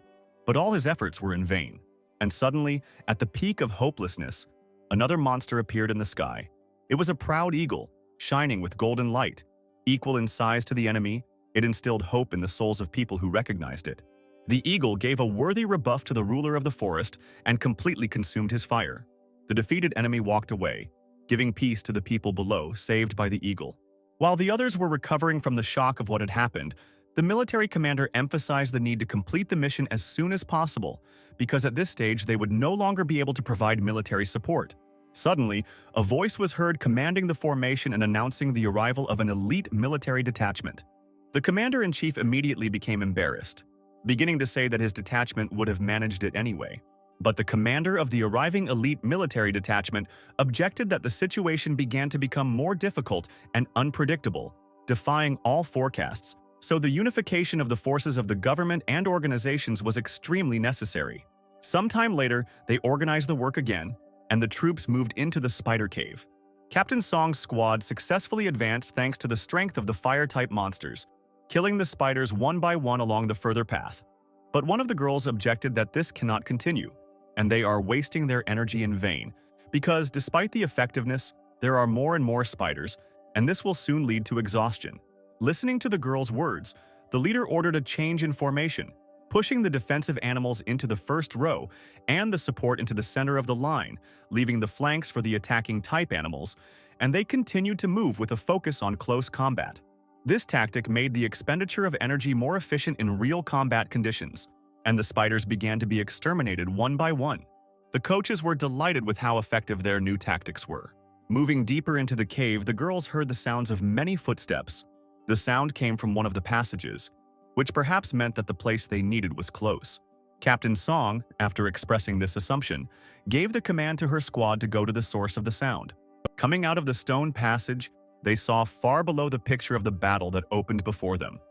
These were detachments of the companies with which they collaborated, and the military, waging a battle with the monster. At the moment, they concentrated all their forces on breaking through the Spider Queen, which had a weak attack, despite its size, because its main task was reproduction. Director Lee asked to trust him and ordered the back row to aim for the eyes of the uterus and the rest to continue to attack the legs, saying that this way they would definitely win and share the reward fairly for everyone's merits. The soldiers accepted his command without objection and began to follow the assigned tactics. Further, all the blows were calculated for pure force, because the armor in front of them was very dense. Captain Song's subordinates began to talk about the need to go down and help the others. Otherwise, in the future, the military could cancel their contribution to the mission. Captain Song agreed that she couldn't just sit on the mountain and watch the tigers fight, but she had a bad feeling, as if something was wrong with this monster. The joint attacks of the fighters finally yielded results, and the protection around the eyes of the spider's uterus was broken. It was necessary to continue the fight. The dark mantises began to strike directly at the monster, wounding it in the head with great force, and this became a fatal mistake. The wounded monster went berserk and roared, causing the squad to fall from the heartbreaking sound at that very moment. No one remembered who exactly said that the Spider Queen had no attacking abilities, but it was obvious that this person had greatly miscalculated, exposing everyone who was now in the cave. Hearing about this, Director Lee suddenly saw something strange, a golden light surrounding the monster, which was the ruler's halo, which caused the man to panic unaccountably. The director immediately jumped on one of the mantises and, shouting that they had interrupted the process of evolution of a monster at the peak of the rank of commander, ordered everyone to escape from the cave as quickly as possible if they wanted to stay alive. The military, who remained outside waiting for the squad to return from the mission, began to worry that the squad had not returned for more than 3 hours. But they were allocated 5 hours for the mission, so it was too early to panic. But one of them suddenly saw a shadow towering over the forest, glad that someone had returned, which means the mission should already be completed. However, the commander immediately noticed something strange in the fact that there was only one approaching object. He instantly commanded his subordinates to prepare for battle, preparing for the worst. Director Lee, riding a praying mantis, began waving his hand and shouting that he belonged so that they would not shoot at him. As soon as the mantis landed, the man immediately fell to the ground. His legs could not support him at all, and one of the soldiers ran closer, asking what happened and where everyone else was. The director suddenly grabbed the soldier by the tie, indignant that the government sent their teams to the slaughter to fight the Spider Queen at the peak of the commander's rank. He was furious at the situation. The commander approached them and asked them to calm down in order to explain properly what happened. The director reluctantly released the soldier and, having calmed down, explained that while exploring the cave, they met a Spider Queen and attacked it. But it turned out to be in the process of evolving to the rank of Lord, and even the best monsters of the squad could not cope with it. The commander addressed the group of people with him, outraged that their government research had given false information about the Queen Spider having no fighting power. Another figure suddenly came out of the forest. This man turned out to be the head of a special military detachment, who was also overtaken in the cave. The commander immediately asked him about the situation, where was the Queen Spider, and whether they were chasing him, to which the man replied that the spiders had chased the rest of those who had escaped, who scattered in different directions and disappeared into the forest. After that, everyone broke into groups, discussing what happened and deciding what to do next. The commander said that if he had known about the real state of affairs, he would have sent more people and artillery. If it had been possible to capture the Spider Queen and train it properly in the military zone, it would have significantly strengthened the military district. But now it was completely useless. That's what worried the commander, unlike the director, who was worried about the fallen people. But now the commander did not see a problem in the existence of the Spider Queen in the forest, considering her only garbage, because just as two tigers cannot get along on the same mountain, the ruler of the dark forest will not allow her to live. Meanwhile, Peng observed the result of Dazi's training, who smashed another obstacle to pieces, amazing other students and their pets with his skills. Seeing such fantastic results, high school students who did not understand the essence of coaching simply shouted at their students, telling them to follow the example of the cool centipede. In Pan's head, satisfied with the work he had done, was the story of Director Lee, who, on a government mission, met a monster at the peak of the rank of commander and one rank of lord, which was quite dangerous. He also thought that the body of a general class monster is worthless, while an epic class would be enough to buy good materials, so he should strengthen Bu and Dazi to lord rank as quickly as possible to increase their power in the wild. Promoting monsters will increase Peng's reputation as a trainer, in which case it is worth going to Yanjing City to get an advanced monster trainer license and expand your capabilities. Bu has already reached the 14th level, but unfortunately, buying yin cedar needles anywhere is not yet possible, and the supplies at home are exhausted, and now Bu sits near the refrigerator all the time and looks at it sadly. Daza also progressed a lot, reaching the 13th level. Pan was distracted from his thoughts by Taiying approaching. She brought Pan notes that she had taken during the training and development of her pet Lianzi.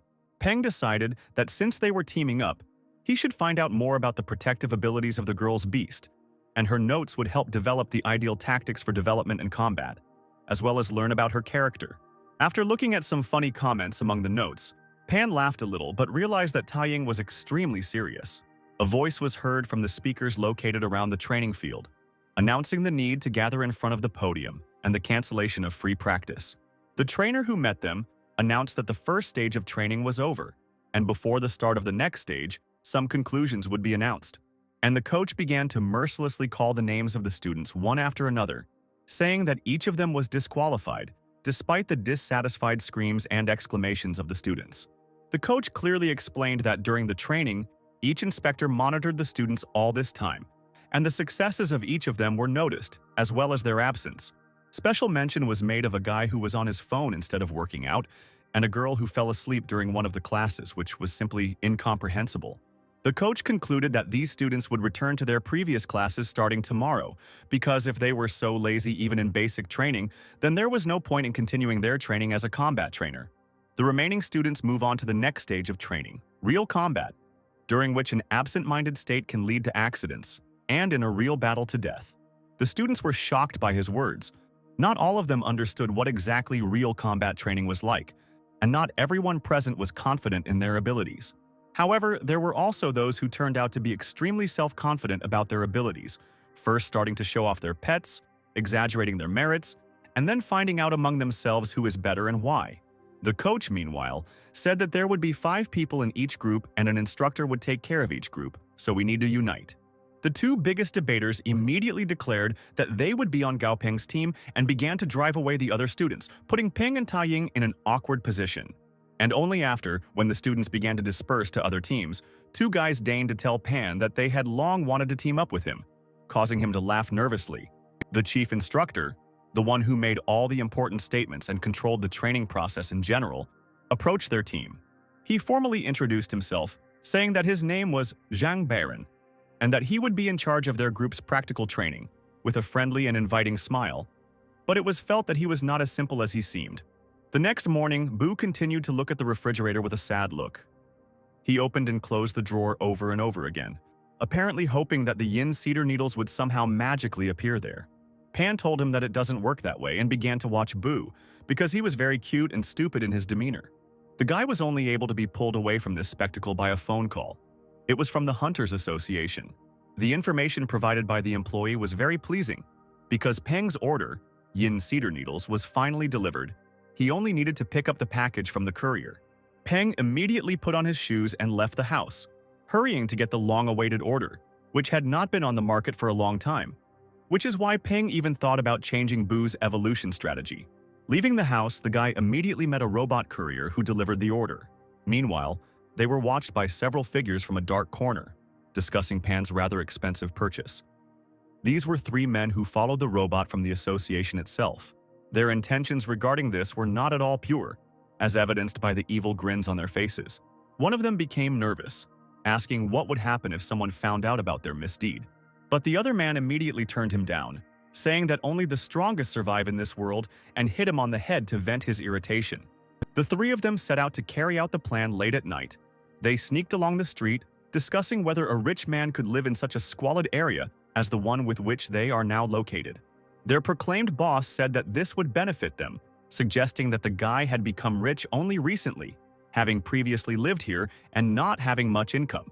Already at the entrance, having reached the desired door, they began in a great hurry to try to quietly pick the lock in order to get into the apartment. They were not quiet enough, and the door opposite suddenly opened, illuminating the corridor with light. The one who came out of her apartment was Tang Tang. The woman yawned sweetly and asked the men what they were doing here in the middle of the night. They began to very much apologize for the noise and awkwardly make excuses that the light in the entrance did not work, and therefore they could not open the apartment. Tang Tang yawned again and, having accepted such explanations, prepared to return to her room. Suddenly, the closing door was stopped by someone's hand. It was the leader of the gang who asked to let them drink water, making the excuse that his throat was dry. Tang Tang trustingly responded to his request and invited the men to her house. They looked at each other disgustingly, Chuckling, dark thoughts clouded their minds. They thanked and began to ingratiate themselves, asking how they could respond to the woman's kindness. As soon as all three of them entered the room, one of the men slammed the door and turned the lock. Tang Tang asked why he did this after noticing the man's strange actions. In response, he rubbed his palms disgustingly and told her that he would not want to disturb the neighbors at this late hour. What he did not expect was the woman's words that his worries were in vain, because the walls were covered with a special soundproofing material, and even a game of dodgeball would not disturb the neighbors. The next thing the men saw horrified them, making them tremble in fear. Behind the woman from the ceiling, an unusual-looking lizard-like monster with a light blue translucent body began to look at them, and a frightening aura of anger began to emanate from the woman. All three were very frightened by this change, feeling trapped. Then the gang leader pulled out a hidden knife and jumped on the woman, intending to defeat her faster than she started doing anything. He was very angry and scared at the same time. But to his surprise, the knife simply flew out of his hands when Tang Tang parried the blow. Moreover, the man's arm was in great pain, and he was crouched on the floor while the domineering Tang towered over him, looking at him like he was a non-entity. Seeing this picture, the other two also decided to act in revenge for the boss, also involving the captured monster, a small porcupine. The beast jumped from its owner's hands with the intention of attacking, but was grabbed by a monster much larger than itself. Tang Tang's pet instantly swallowed the threat, looking down on the frightened non-entities. The woman patted her pet on the head, expressing her approval of the monster's actions, but complained that he was again eating everything indiscriminately. But Tang Tang didn't expect that these three had another monster, and was attacked by a series of golden bullets. The man was pleased with the attack carried out by his pet and mocked, believing that the arrogant woman was struck down. But imagine his surprise when he saw that in place of the torn nightie, perfectly smooth milky skin was visible without a single damage. The man exclaimed in amazement at the sight of this spectacle and was frightened, because now Tan was really angry. Her gaze screamed that now he would not get out of here alive. Now the men were fully aware that it was not they who locked her up and made her a victim. On the contrary, Tan was the main monster in this apartment. Pan tossed and turned in his room, hearing echoes of heart-rending screams and wondering who couldn't sleep that night. Tan, having had enough of her revenge on this gang, was distracted by a phone call from her father. He needed people right now, and the woman gladly gave the beaten and tied-up men under his responsibility. At school training the next morning, it was not easy. Dazi was completely exhausted when faced with a new opponent. Peng was also puzzled by the fact that after many trainings, Dazi could not penetrate someone's armor, and the rest of his teammates were even more amazed at what they saw, because they believed that Peng and his beast could do anything. The tardigrade monster seemed to have impenetrable protection. In addition to the standard summary of characteristics, the system separately highlighted a window with the characteristics of the monster, which had never happened before. Pan even thought about making the tardigrade his third pet. Tardigrades had surprisingly high survivability. They could even survive in space. When exposed to radiation chemistry and at temperatures of more than 200 degrees or below zero, their defense was also quite strong against anomalous attributes. However, even with all the incredible properties, it was not clear how the tardigrade could work in the same team with Bu and Dazi. Peng would prefer to find a monster that could fly or heal. Pan was distracted from his thoughts by a loud sound coming from the direction of the training field. Lianzi, Tyne's armored rhinoceros, had just been able to defeat her opponent, and the girl was actively praising her for her work. Peng noticed that Lianzi had become much bolder during training than before. Pan was distracted from observing his successful training by the ringing of his phone in his trouser pocket. The caller turned out to be Director Li, asking if Peng had a free minute today. The man said that he would like to invite Peng to dinner with his friends and introduce them to the guy. The director spoke extremely politely, leaving Peng a little bewildered. The guy suggested that this was due to a recent incident due to which the company suffered greatly. Peng understood that the development of the company at the moment was quite dependent on him, so he agreed to the director's proposal, asking him to pick him up after school. Already in the evening at the meeting, Peng apologized for the disturbance, since it was he who asked to pick him up. But Director Li assured that there was nothing wrong with it, and in any case, he was going to pick up his daughter, who studies with the guy, after school today. The girl, in turn, was indignant that the man came to pick her up at school for only the second time this year, and the first time was on the first day of school, thus indicating that the director is not completely honest now. The director just laughed awkwardly and turned to Peng with a request to help Zhao Yu, his daughter, with her beast. Pan turned to the girl, examining and appraising the beast in her arms, and found it quite interesting, because familiar cats are very rare. Therefore, he agreed, saying that he was in the workshop every weekend and the girl could come by. They arrived at the director's house and he asked his daughter to leave because he and Pan needed to go further on their business, which the girl already understood perfectly well from the very beginning. After leaving, she said goodbye contentedly until her next meeting with Gao Ping, her classmate. Pan didn't understand why the director was sending his daughter home if they were just going to see the man's friends, and so he decided to clarify who they were. The director did not answer his question, only saying that Pan would know when they arrived. Already there, Peng looked at the luxurious landscape near the restaurant, made in the southern style and similar to a converted villa in the mountains, thinking that the director's friends were clearly not so simple. Entering the pre-booked private room, the director introduced Peng to the other guests. Song, the woman who is the captain of the Firefly Hunters, returned the greeting in a friendly manner. But Captain Jianggu from the team of Heavenly Star Hunters immediately expressed his disappointment because Li described Mr. Gao as so mysterious and cool, but he brought only a schoolboy. Pan did not appreciate such a comment in his direction, looking around those present and realizing that representatives of teams of monster hunters had gathered here, which could not be a coincidence at all. They all looked down on Pan and with obvious distrust, which was terribly unpleasant. The director tried to smooth out the situation by offering everyone present something to eat. But Jianggu was extremely hostile. He didn't like Gao Peng's expression and asked if they had upset the guy. Song told him that Peng was just a child, and he shouldn't treat students like that. Such behavior should be shameful for him. Li got into their argument by saying that he did not warn Pan about who the meeting would be with, and did not even think about such an outcome.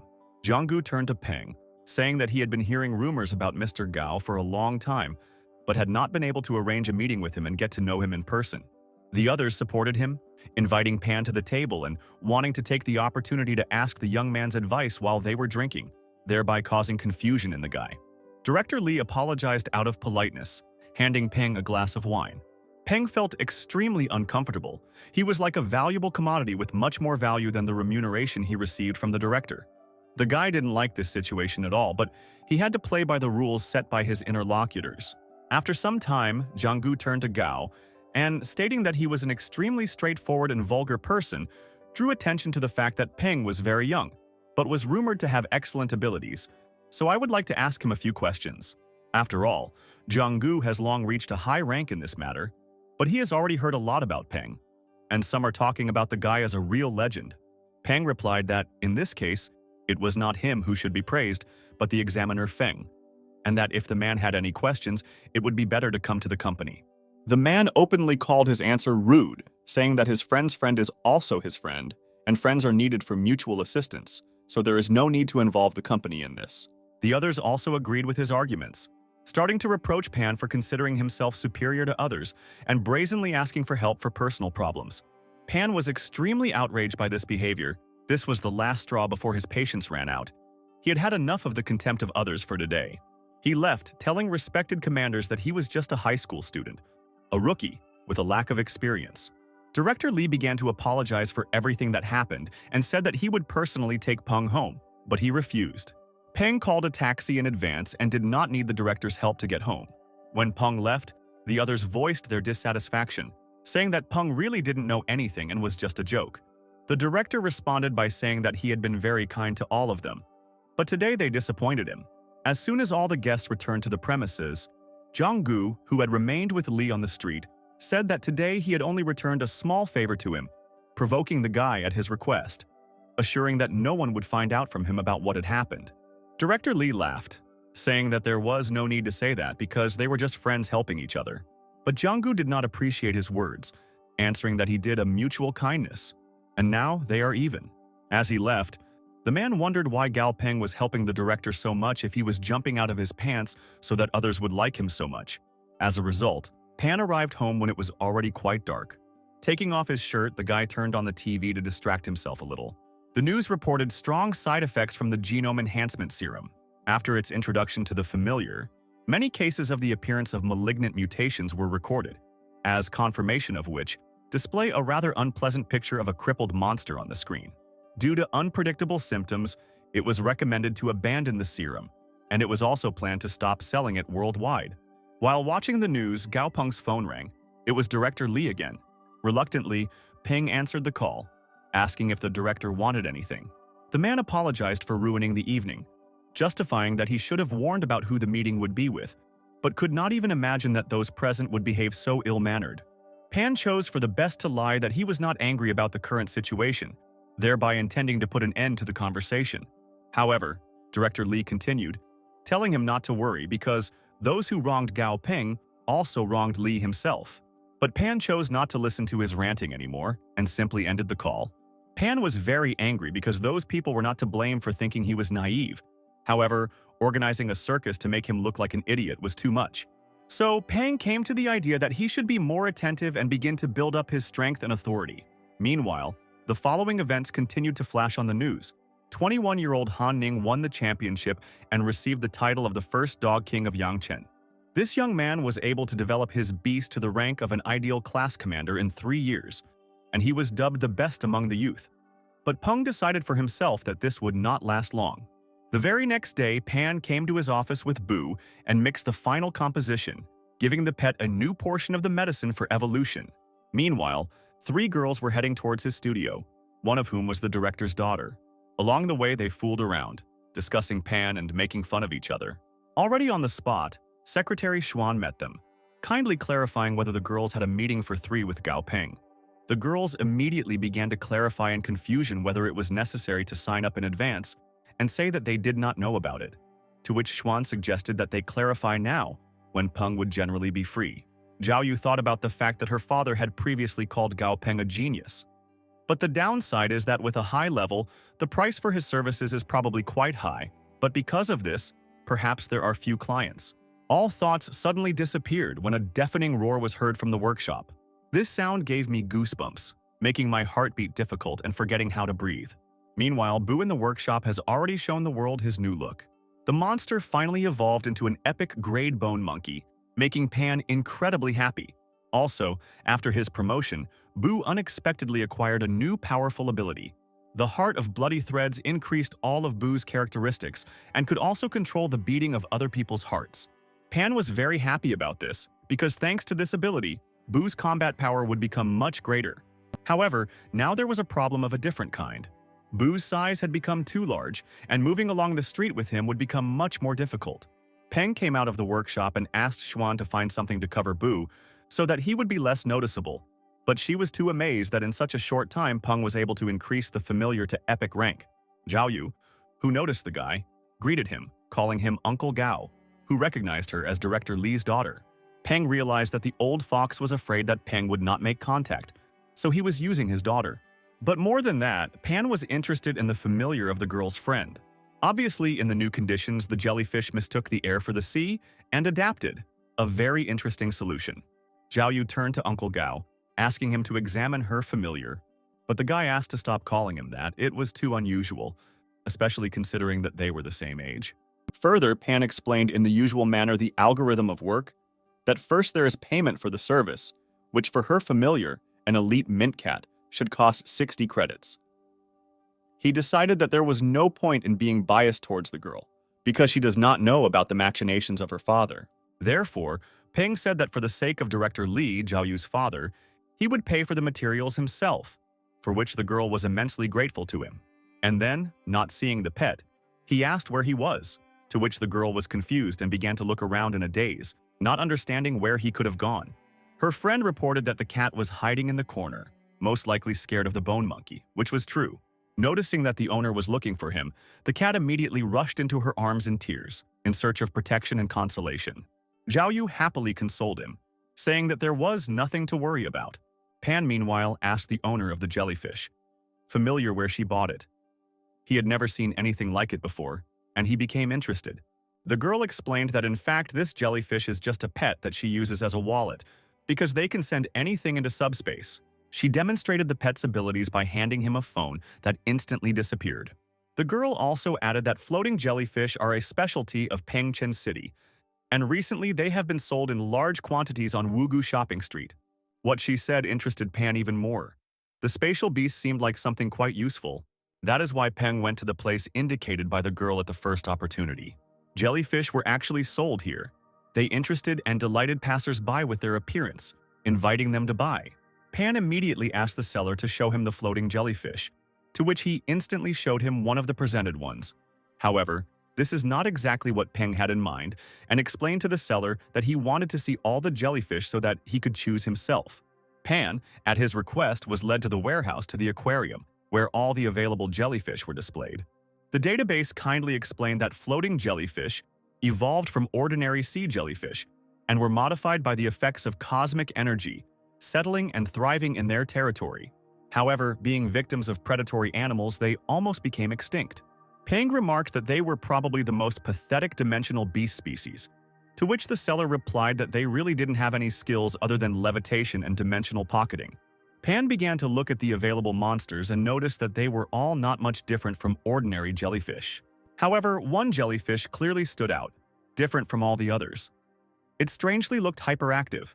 Pan said that he wanted to buy this particular jellyfish among all the others.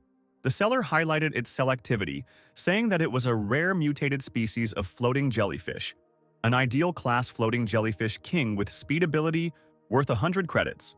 Pan noticed that what he said was absolute nonsense and set a price of 50 credits. The seller immediately happily agreed. It became very obvious that even this price was quite high.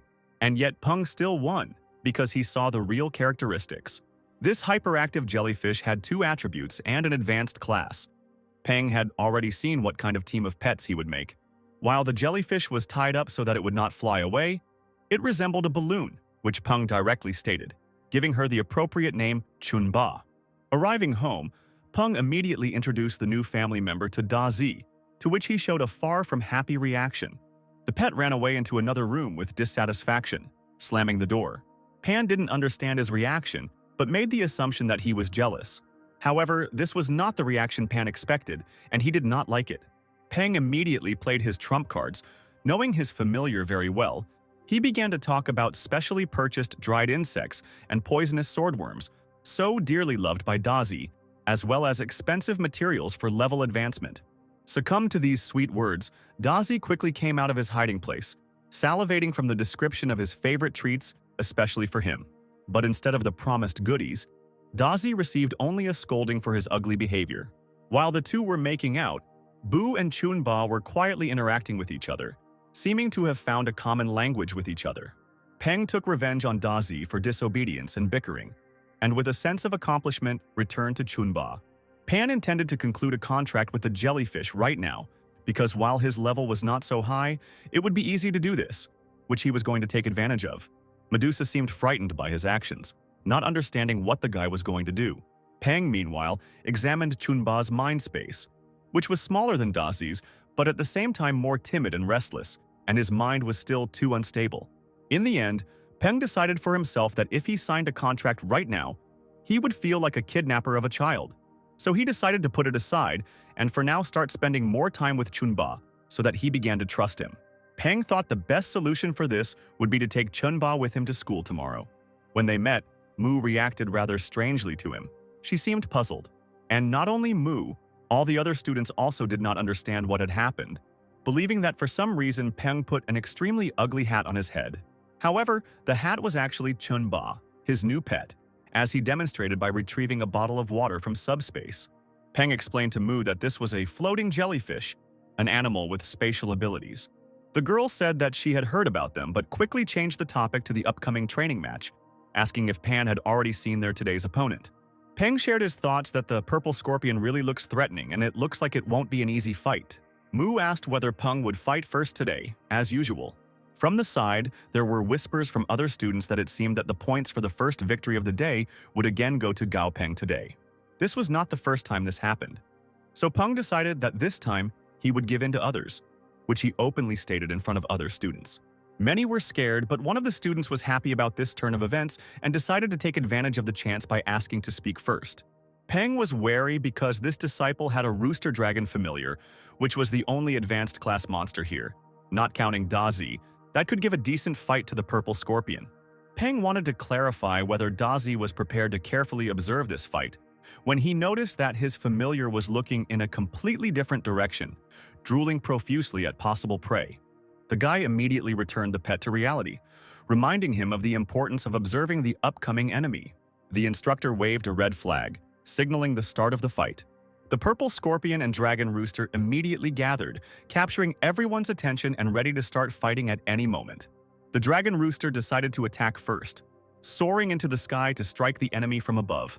However, due to carelessness, Thoth was grabbed by the scorpion's claw after a failed attack. The instructor told the owner of the dragon rooster that he could be glad that the scorpion had no poison. Otherwise, his familiar would already be dead after being hit by the sting.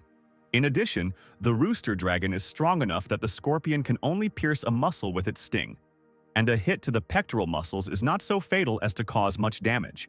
After this, the dragon rooster pecked his opponent with impressive force. His master was already rejoicing in victory, exulting after the seemingly devastating attack. However, Pan saw much more and understood that this was not the end of the battle. After the merciless attack of the rooster dragon, the purple scorpion struck back with a serious blow, which became fatal. The dirty but victorious move completely broke the rooster dragon, forcing him to shed a tear. Many students even unwittingly felt his pain, sympathizing with the monster. At this point, the instructor decided to stop the fight, because the further outcome was obvious. The rooster dragon immediately ran away in tears because in this battle his pride was trampled. The instructor asked if there were any more volunteers to challenge the purple scorpion. Also, the instructor noted out loud that previously the purple thunder centipede had always opened the battle, but some were unhappy with this, underestimating the enemy. Now the students had no objections. They themselves suggested that those with higher grades should move forward. The instructor turned to Peng, asking his opinion on this matter. Peng did not refuse, again taking the first battle on himself and Dazi. As soon as Dazi crawled into the cage and took a fighting stance, the fight began. Mu asked Pan's opinion about the upcoming battle, because the purple scorpion had demonstrated overwhelming power, with which the guy mentally agreed, at the same time deciding that the monster's weakness probably lay in its clumsiness. However, right now, even though he was very nervous, Peng could only believe in Dazi and his victory. The first attack of the scorpion was strong and swift, however, Dazi quickly dodged it, avoiding serious injury. Mu commented approvingly of his actions while Peng stood with an impassive face. Having missed one of the attacks, which did not cause much damage, the centipede attacked with its tail in a sweeping manner, forcing the scorpion to fly to the side. The next, rather strong, blow again hit the purple scorpion. Peng's teammates cheered as they watched Dazi gain the upper hand. After that, Dazi grabbed the scorpion, causing serious injury, and it could no longer move. The fight came to an end, leaving victory for the centipede. Peng and Chun Ba cheered, supporting Dazi's victory, very proud of him. After the battle, Mu was delighted with Peng's stamina and endurance because, according to her, he didn't even raise an eyebrow despite the fact that Dazi was in such danger. Pan pretended that this was the plan, but in fact he was so nervous and worried about his pet that he even began to sweat. The instructor, meanwhile, drew Peng's attention to himself, asking him to calm down Dazi. The man complained that they didn't have many monsters to train on, so they couldn't let the centipede eat the scorpion it had defeated. Daza, meanwhile, enjoyed his prey, methodically tearing off a piece of the flesh of the defeated enemy, drenched in a bright green liquid that served him as something like blood. Seeing this sight, the disciples began to whisper again, worrying that Dazi, judging by his wild behavior, was not completely tamed, which means that everyone who is here could be in great danger. But following the instructions of the instructor, Peng called Dazi to him despite the latter's extreme dissatisfaction. The centipede immediately ran to its owner past the crowd that parted in front of him out of fear. Peng took a handkerchief from his pocket and immediately began to wipe his pet, together with Chunba, who was helping him in this matter, saying that he should not eat anything and scare those around him, especially since dried insects are much tastier and more nutritious. There were also dissatisfied people with these words and began to be indignant that no one had scared them, and Peng was too arrogant. Mu advised Peng not to worry about this, saying that this little thing was simply afraid of Dazi's incredible power. Pan, in turn, noticed that now they were all fighting monsters in cages, under the protection of instructors and silver moonwolves. He addressed the students, asking what would happen when they encountered monsters in the wild. The rest began to actively resent his statement that with such thinking one should not become combat trainers if life is precious. The brewing argument was interrupted by the instructor with just one clap of his hands, saying that Pan was right. He also said that while everyone is gathered, important information needs to be conveyed because everyone here has completed the basic training course and starting tomorrow, they can apply to be sent to the training base. Already there, everyone will be trained during the week for which the school has approved study leave for the participants. Many were delighted that after so much training, the time had finally come for real battles, while others were worried, considering themselves insufficiently prepared. Peng considered being in an unknown territory training base to be a great opportunity. Some people had a question about payment because not everyone could immediately make a contribution of 5 credits, especially since nothing had been said about this before. The instructor replied that in this case you could refuse the trip or go to a private field training base in the wild. Even then, many agreed that 5 credits was a very favorable price because going to a private area usually costs from 20 credits for a week, and that's just for the entrance, and you also need props and equipment. It was also possible to sign a contract with the military alliance to serve for the next 8 years after school, in which case they would cover all the costs of training. Thus, thanks to the ability to choose average pay or sign a contract, the army gained its power, which was quite smart. The instructor also warned that when registering to participate, death insurance is mandatory. This was the end of the instructor's speech, after which Peng and Mu were able to bump fists, declaring themselves a team for further testing. Soon, a camouflage-painted SUV was taking everyone who agreed to the training base area. Everyone made noise during the road, joyfully discussing the changing views outside the window. At some point, the car hit a rock, rocking violently and alarming the passengers. The driver turned to them to apologize for this mistake, but his smile made it very clear that he did it on purpose to keep everyone quiet. Peng sighed, remembering that he wanted to go see Tang Tang this morning, but she didn't respond to the knock on the door, and also didn't answer the phone. He just hoped that she was okay. The guy also thought that this might be connected with a secret that Tan still couldn't reveal to him. The transport shook noticeably again, causing discontent among others. Everyone began to be indignant that this was too much, but the driver made an excuse that this time he didn't do it on purpose. And besides, they had arrived. Already on the spot, they were all gathered to explain that the local mountain valley is a training base. Therefore, every centimeter of this valley is protected, and only monsters of ordinary and elite rank are present here. Each was given a wristwatch with a GPS receiver and an emergency call button, and the student's task was to survive in this place for a week. Once training in natural conditions begins, it will no longer be possible to retreat, because this will be equated to desertion. It was also explained that there are safe houses in the valley, shelters made of special steel, through which only monsters of a rank higher than the commander can break through, and that the houses have some food supplies. Thanks to these conditions, it was possible to survive in the forest for these 7 days. After this speech, everyone split into teams and set off, wanting to quickly find shelter or show that they were worth something. Without saying anything, Peng and Mu nodded to each other, indicating that they would move on together as previously agreed. The instructor started shouting into the loudspeaker for the students to hurry up. He also said that if someone does get eaten by the monster, that person will be found using the GPS signal and will take revenge, as if this could console someone. However, many considered it best to listen to the man and hurry up. Mu approached Peng, wondering what he was so passionate about that he froze in place. The guy drew her attention to the bird. It was a rain sparrow. Representatives of its species love wet places with water and are very sensitive to rain. Mu recalled that in cities these birds are kept in meteorological towers, and they also have a weak attack, but high speed.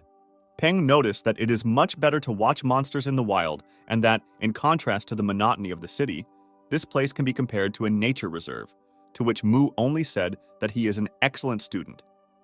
He is an excellent student in nature, and probably this is the key to success. Pan laughed, answering that he was just waiting for everyone to leave because it was too noisy. But the mass of students had already moved into the forest, taking with them the noise of the crowd. And now Peng with Mu and their monsters could finally go in their small company. The first day of the test began for their team. They carefully explored the area and observed the environment. It took a lot of time, but they were able to find an iron house covered in camouflage, which must have been the very shelter they were told about. They decided to go inside and look around to understand what conditions they would have to live in this week. The house consisted of one small room with a small number of beds, which was apparently intended to divide the students into smaller groups. This was justified because there are no commander-rank monsters in the valley, and if you unite in large teams, training will be pointless. On each bed in the room there were 10 bottles of water and 5 boxes of biscuits, which was enough food for a week, if you saved it. Mu showed Peng a protective suit that she found in the house, apparently designed to protect against dangerous creatures like the poisonous mutated mosquitoes that live here. But Pan, looking at such splendor, decided that he would rather use special repellent herbs than put it on himself. The guy suggested exploring the surrounding area and looking for prey, because he didn't want to eat only tasteless biscuits for the next week. Peng suggested using the size of Lianji to build a road, because now, if any danger is encountered, they can always return to the shelter. Mu greatly admired Peng's idea because he, as always, thought everything through carefully. Therefore, they followed outside, deciding to find some source of water nearby, which is a natural gathering place for monsters in the wild. Mu suddenly felt dizzy and complained about the strong stench of humus from the flowers and plants in this forest. In an attempt to maintain balance, the girl was going to lean on a tree. However, Pan stopped her, also indicating that she needed to be quieter, as if he was waiting for something. Afterwards, Peng asked Mu to order Lianji to attack the tree next to them with all his might, leaving the girl wondering what was so special about this tree. However, at school, all of Peng's plans were always accurate, so Mu saw no reason to doubt the guy's words and decided to trust his request. Mu gave the order, and Lianji hurried to attack the tree with all her might. As a result, a frightened snake fell from the tree, hitting all the protruding branches. Mu thanked Peng for saving her, because if it weren't for him, this snake would have attacked her. Peng explained that this monster is a green tree snake, which usually disguises itself as a tree branch, which is why it was so difficult to notice. And the snake's flesh contains toxins, so, unfortunately, it cannot be eaten by a person. But, after thinking a little, Peng suddenly remembered the technique he had mastered, thanks to which all the monster he received was transferred to Dazi, who was resistant to poisons. This meant that, purely theoretically, Peng could really eat this snake, especially since, according to rumors, the larger the snake, the tastier it was. And the green tree snake was quite large in size. A sound was heard behind Pan, and the guy turned around to see what it was. He didn't notice anything, and decided that it was just his imagination, while another snake was fleeing from a previously potential victim. Meanwhile, Mu called the guy over to her. It seems that she found something. It turned out to be a source of clean running water, as evidenced by the absence of any foreign odors. Pan was pleased because as long as they had clean water, the likelihood of successfully completing the task increased. Here, Pan was distracted by some movement nearby. It was a wild animal from a pond. The guy was overcome with indignation when he realized that they had simply spat on him in the most brazen manner. It was the green-skinned frog, a weak monster whose hobby, according to the system, was spitting on others and whose weakness was disliking the spitting of others. It was very strange, and besides, Pan wondered who in their right mind would decide to spit at a frog in response. Deciding not to dwell on this, Pan was about to leave, but the frog spat at him again. This time, Pan could not stand such impudence and spat at the frog in response. Pan was extremely pleased with himself, mentally mocking the stupid frog, whose weaknesses Pan knew in advance. The frog could not stand such humiliation and roared, causing many response roars from under the water. They all appeared at once, terrifying Pan, who saw this sight, while Mu said something to him, not seeing this nightmarish picture behind her. Meanwhile, the frogs began to concentrate for an attack, apparently radically different from the previous rather harmless spitting. Peng grabbed Mu's hand and ran away, saying that they urgently needed to leave. As a result, many of the blows from the reservoir were completely taken by Lianji, as the most impenetrable and overwhelming in size from their company. They had barely been able to tear themselves away from the army of amphibians and were now trying to catch their breath. Mu couldn't believe that she had just had to run away from an army of frogs. It was just funny. Pan replied that one should not underestimate them. 1 or 2 frogs are not terrible. However, there were at least 1,000 of them in that lake, so there is no point in messing with them anymore.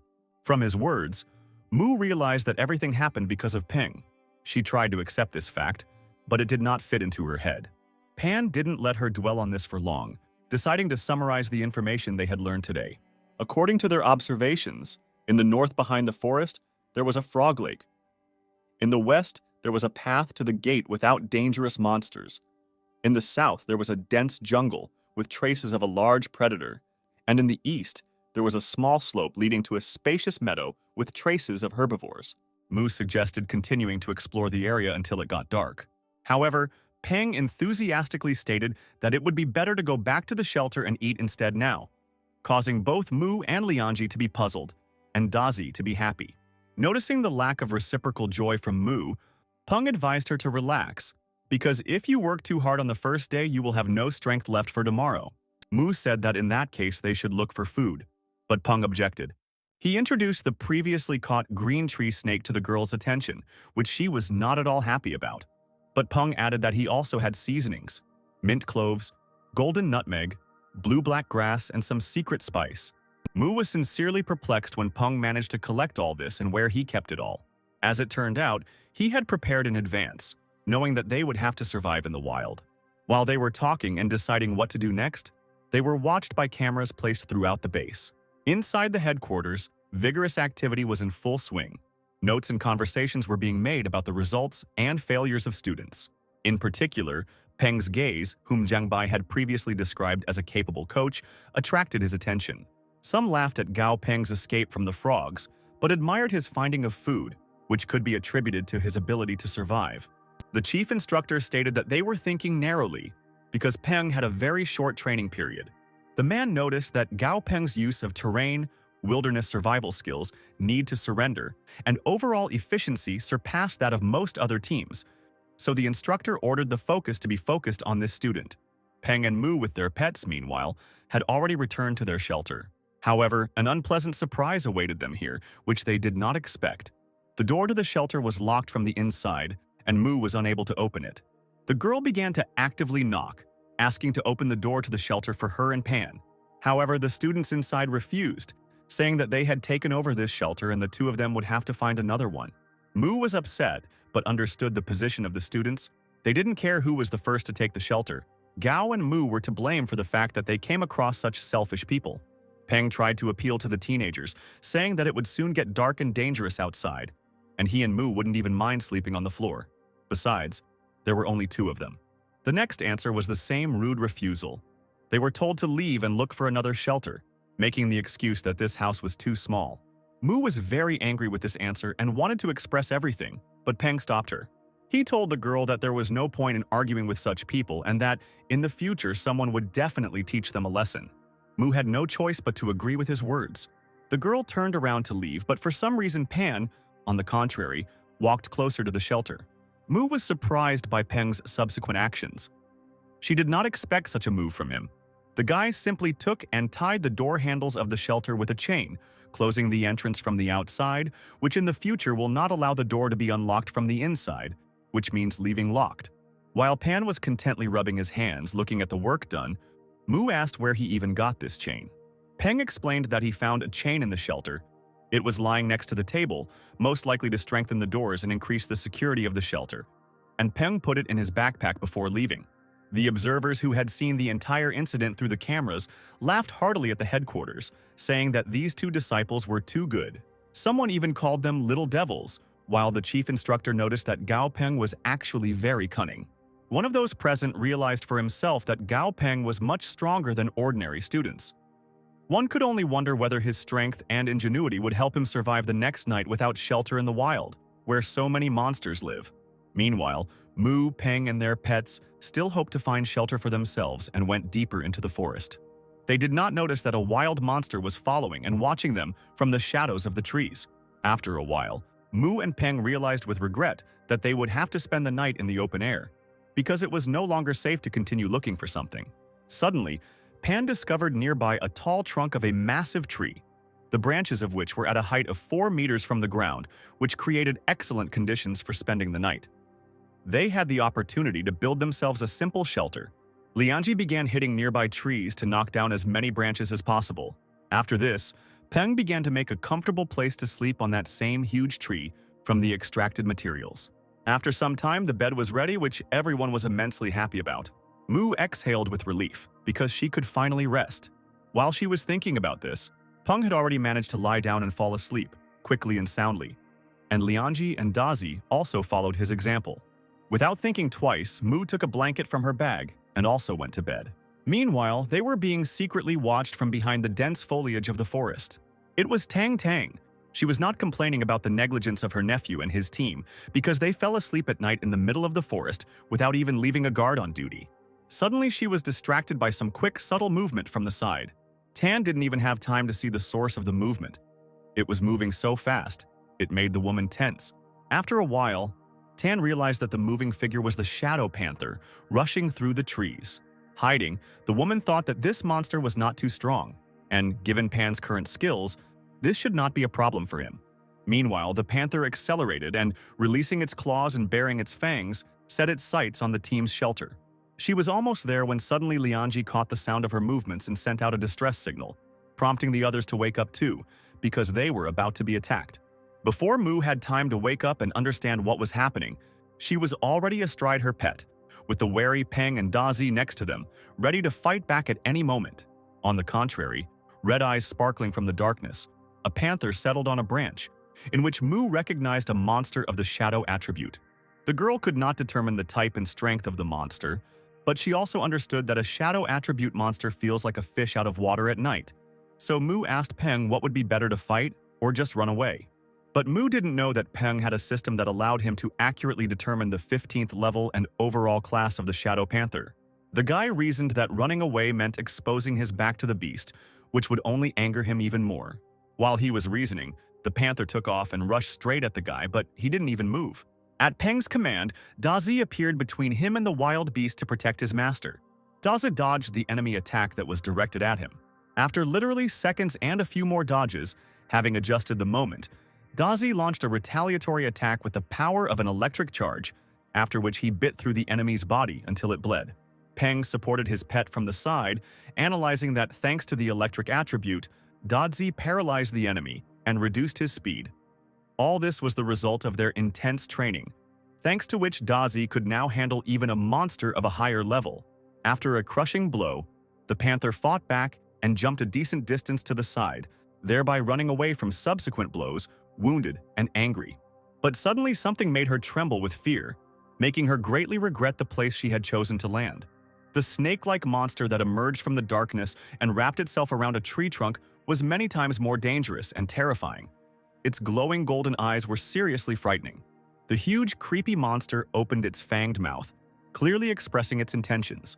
Peng and Dazi, like the panther, froze in horror, trying to comprehend what they saw. Just a moment, and the shadow panther was eaten by a terrifying snake, and Pan and his team immediately rushed away, not remembering themselves from fear.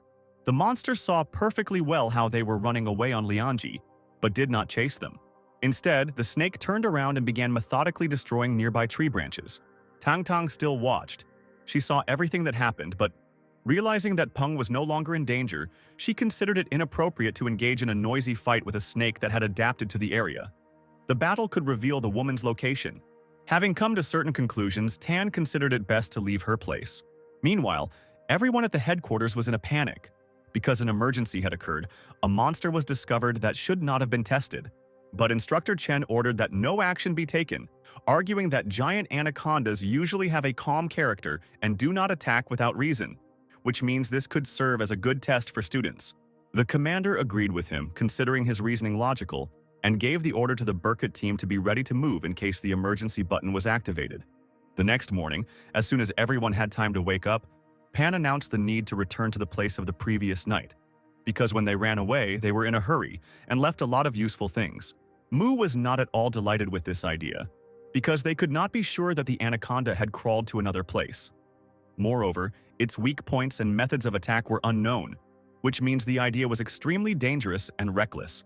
But Pan objected, saying that the unknown is the main reason for returning, because data about the monster is the main strength of the trainer, and in the future it can save lives. Such dark thoughts often visited Pan, because they live in quite alarming times.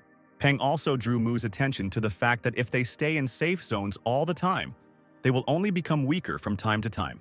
Mu had no choice but to agree with Pan and run after him, catching up.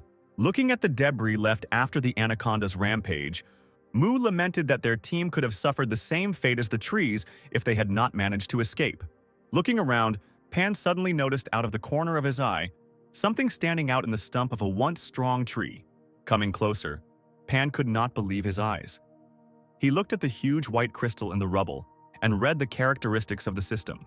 The item turned out to be a woody space heart, a material with a space attribute, which is the main component for the development of a floating jellyfish, information about which is not on the market, which means no one knows how to find this material.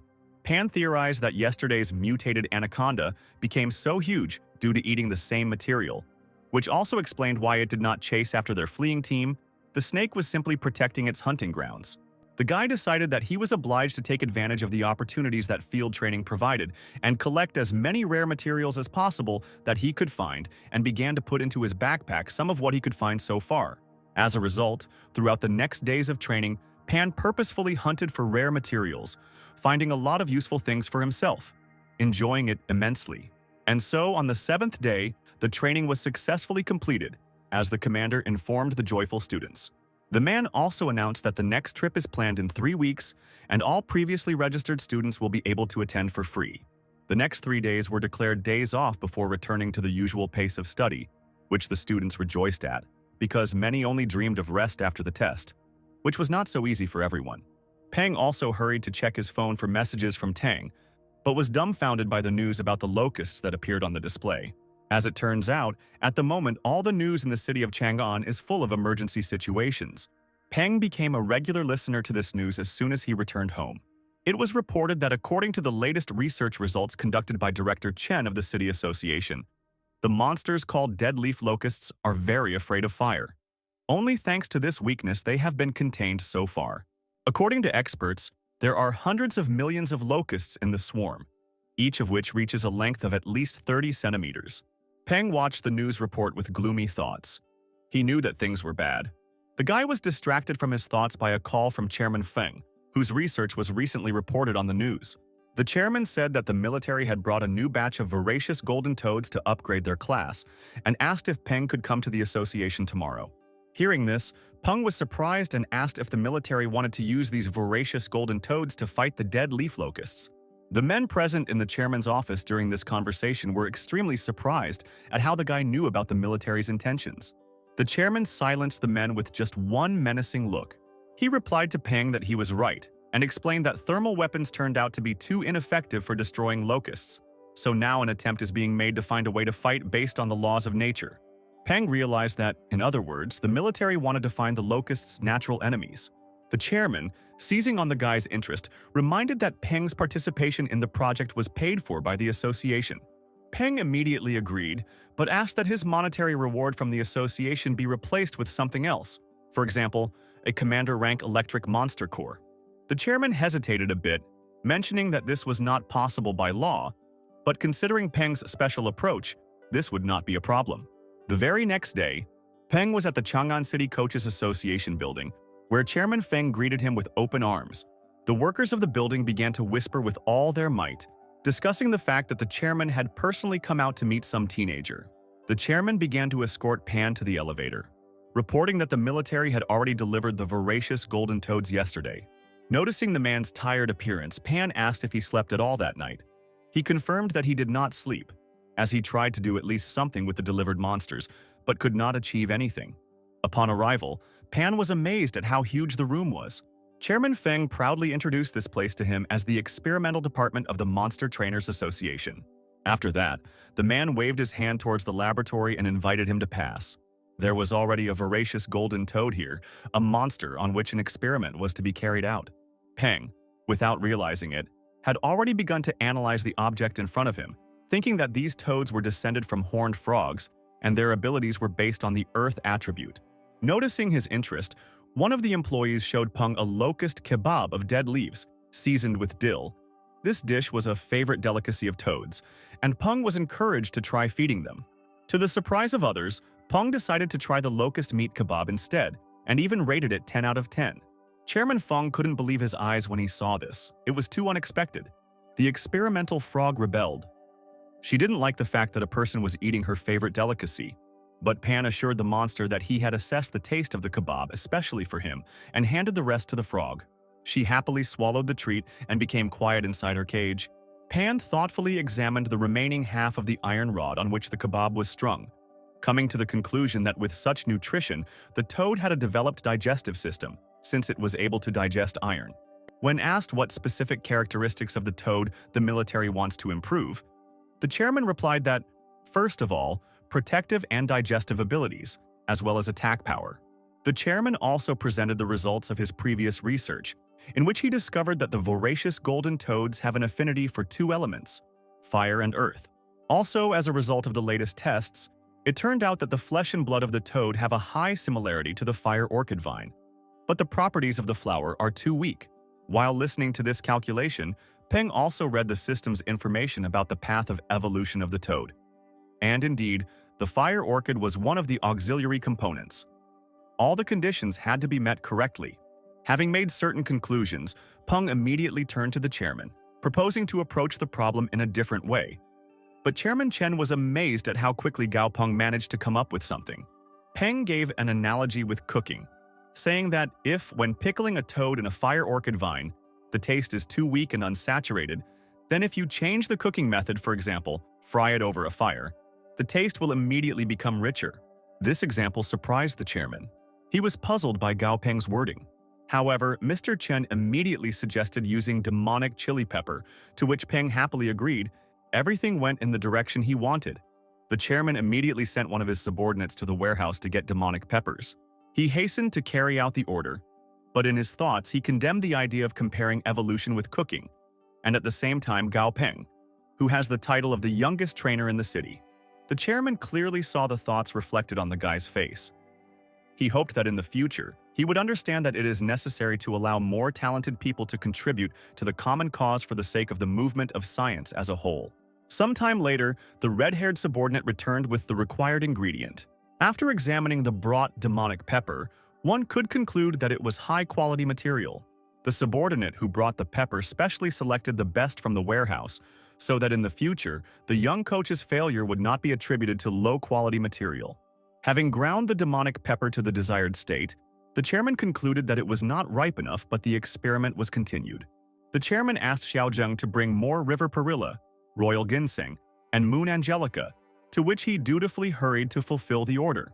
Watching the process, Pan thought that a couple more ingredients were missing. However, it would be too suspicious if he said this right now. So the guy decided to wait for the results of the experiment, and only then voice the additions. A little later, the chairman brought out the mixture. The evolution potion was ready. However, as soon as the resulting potion was injected into the toad, it exploded, making it clear that this formula was unsuccessful and the experiment failed. However, the chairman took this without any surprise and only instructed Xiaozheng to take a blood test in order to understand the reason for the failure of the experiment. As we found out, the cause of the explosion was the absorption of too much of the fire element, and the conflict of energies led to an overload. Following from the analysis, the fire element was not completely absorbed by the monster's body. Zheng was also able to conclude that, based on the experience of the chairman's previous experiments, if there was even a little fire element left in the pieces of torn flesh, then it would only be necessary to improve the formula and adjust the ratio of materials.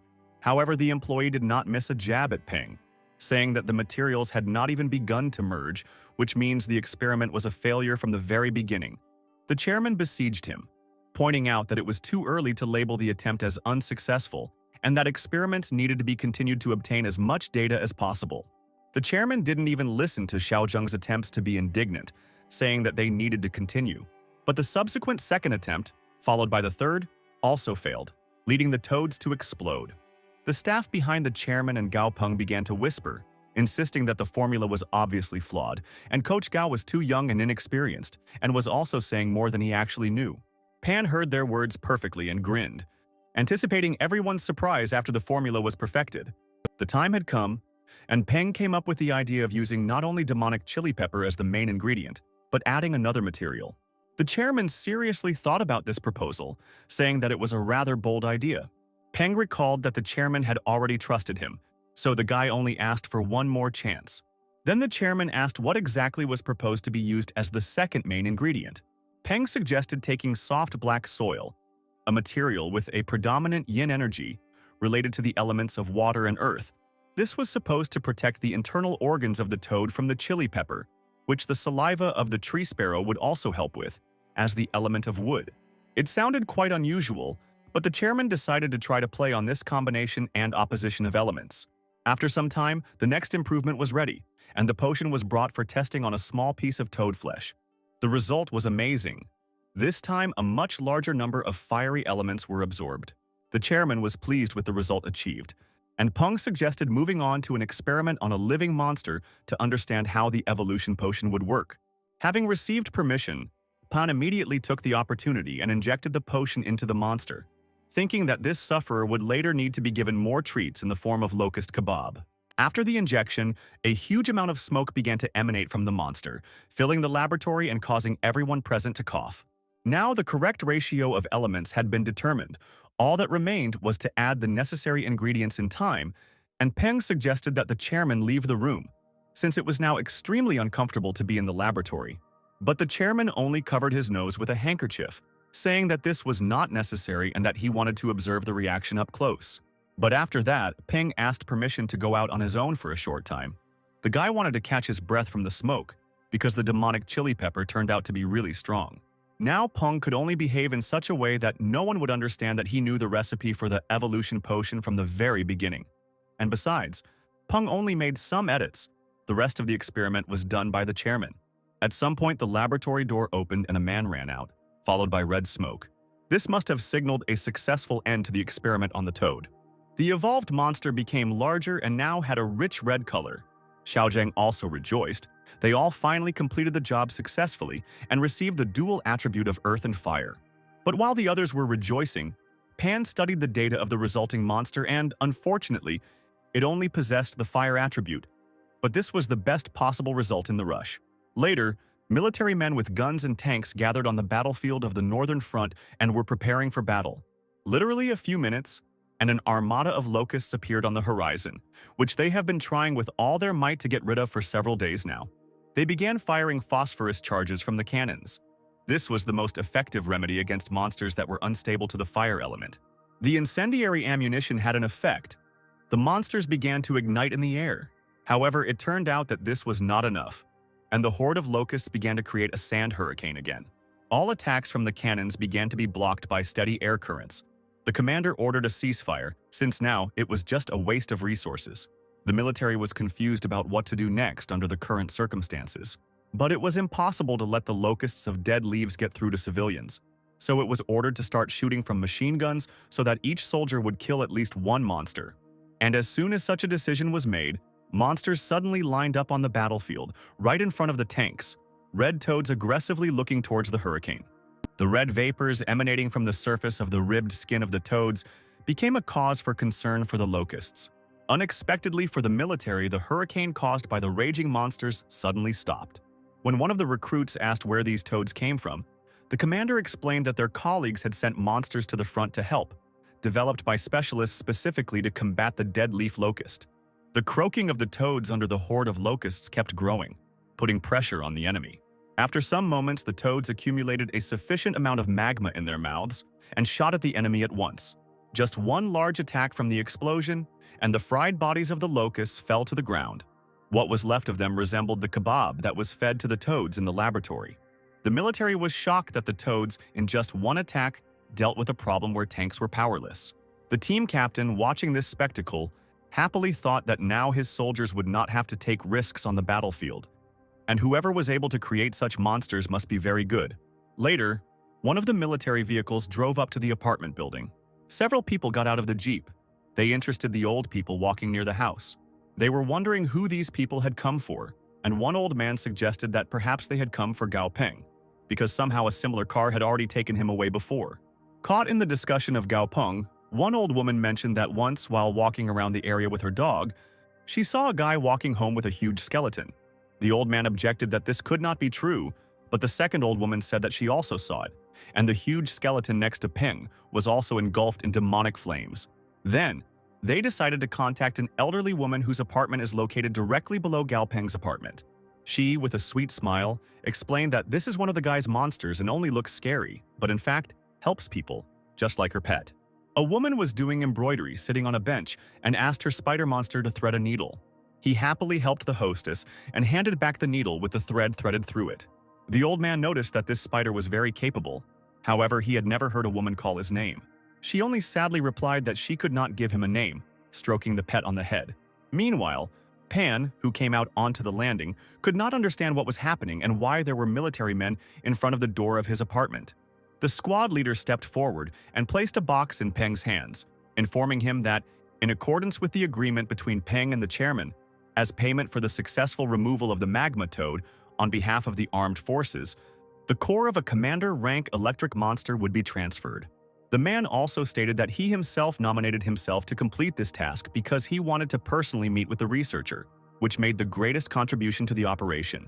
On behalf of all his comrades in arms, the man expressed his deep respect and sincere gratitude, and the man also said that he represents all his comrades who died in the operation, because defending the homeland is the sacred duty of a military man.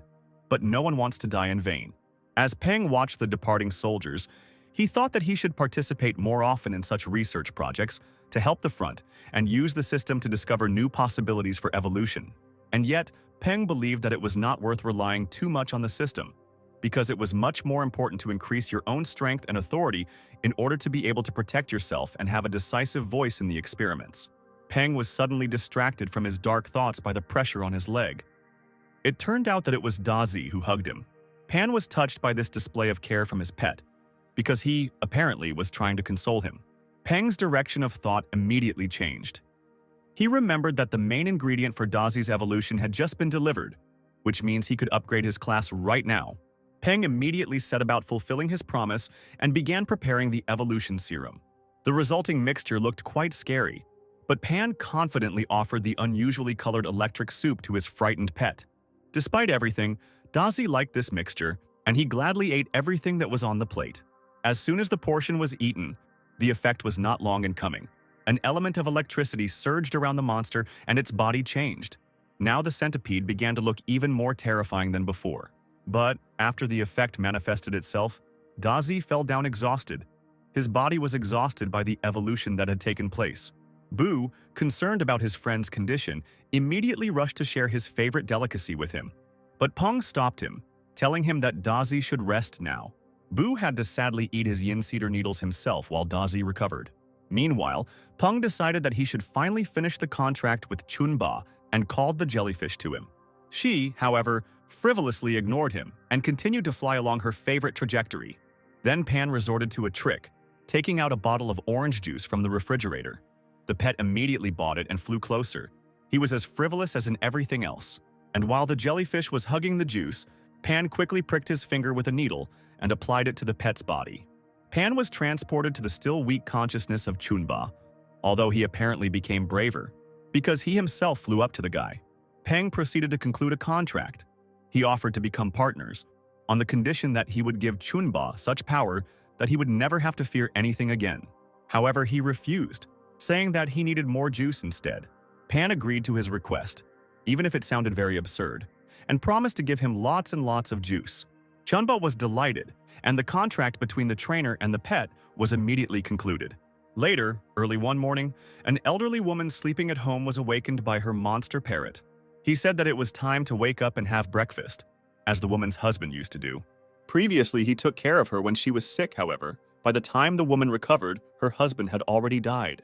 She didn't know how to live on after this, but the parrot, who had learned her husband's constant phrases, allowed her to hold on. And now the woman felt that her time had come. The woman even felt that the ghost of her husband was here. He was nearby, and the woman cried with happiness, leaving with him. The soul left her body, which remained on the bed in the room, alone and lifeless. Peng woke up early in the morning to Dazi's screams that he was in terrible pain. The centipede rolled on the floor, languishing and complaining, and he put all his front paws to the source of the pain. Peng was perplexed. He immediately got up to check Dazi's condition. The guy was worried that something had gone wrong with evolution, and this was the reason for the pet's suffering. Taking a closer look, Pan saw a system notification that teeth were changing, although this was something strange for a centipede monster. At this point, the guy calmed down and told Dazi that, unfortunately, he would have to endure this in order to become stronger in the future, and in consolation, Peng patted him on the head. The next thing on Peng's mind was the evolution of Chunba, with whom they had finally made a contract. It was necessary to choose the path of evolution for the baby, and it was unclear where it would be better to go, in support or development of lethality. If you use the tree heart of space found by Peng as the main ingredient, you will get a forest spirit jellyfish with two attributes, healing and space. If you develop a spatial attack, the damaging ability will be simply terrifying, so somehow you don't want to completely abandon the development of the attack, going into pure support. But evolution towards attacking abilities will require a considerable amount of time and resources, which will cost a pretty penny, while the support path is relatively quick. As a result, Peng decided, Let there still be a path of support. Chunba will be developed into a forest spirit jellyfish. When Pan left the house, he noticed that a large number of people were crowded on the street. They were animatedly discussing something. Many people raised their heads up, talking about the ghost and Granny Chen, as well as Old Man Chen. Puzzled, Pan also raised his head up and saw a huge, transparent blue bird in the sky, as if entangled in the northern lights. The system immediately issued a description, saying that this is a monster called the Guardian of Souls, which is held in this world by someone's strong soul. People continued to talk in fear, and based on what he saw and heard, Peng realized that Grandma Chen, his downstairs neighbor, had died. Suddenly, a rather unpleasant thought struck his head. Pan remembered the striped gray spider that his grandmother had, and that after the death of the monster's owner, nothing was holding him back anymore, so, at best, he returned to nature.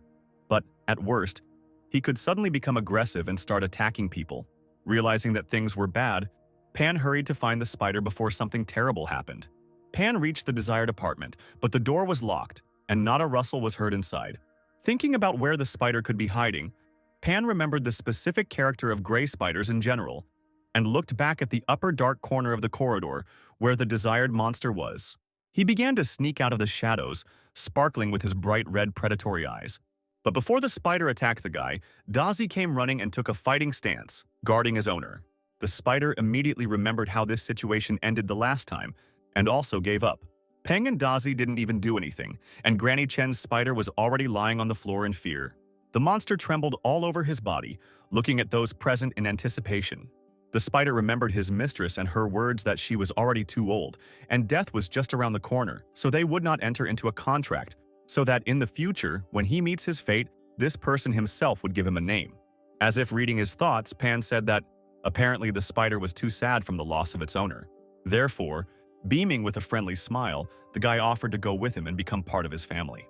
The very next day, Pan was seen on the street by crowds of surprised glances. Passers-by turned to look at him, looking at him and discussing him. Peng himself, beaming with a satisfied smile, walked into the office with two monsters behind him. They were Dazi and a spider. The people he passed by were actively discussing him, exaggerating, and saying that he was the trainer of the 5 poisonous beasts. Pan, meanwhile, mentally rejoiced that now a monster with high defense would appear on his team, although using a spider as a human shield seemed absurd. However, among the options for the evolution of gray-striped spiders, there is precisely a path with the development of cool protection, the materials for which are not difficult to find. Now Pan had to make a blood contract with the spider, and then improve it as much as possible in order to gain even more spiritual power. Given the spiritual power gained from making contracts and the evolutions of Dazi and Chunba, Peng hoped that he would soon have enough strength to make a contract with Bu. Now Peng is a little further that he hurried earlier with the evolution of Bu, because although the improvement was pleasant, now he has to accumulate too much spiritual energy. At the entrance to the office, according to custom, the guy was met by Secretary Xuan Xuan. However, she was unusually kind and for some reason called him Young Master, rather than the usual Master Gao. Suddenly, the mercy suddenly changed to righteous anger, and Xuan spoke indignantly about the many clients who had to be refused an appointment, because Peng had not appeared at the company for quite a long time. And besides, he did not even answer calls. Pan hastened to smooth the situation over, saying that today he finally had time, and today they would sort out all the problems together. But first, Peng handed Xuan a list of materials that he needed in the laboratory right now. Xuan only indignantly snatched the paper from his hands and walked towards the warehouse without saying anything.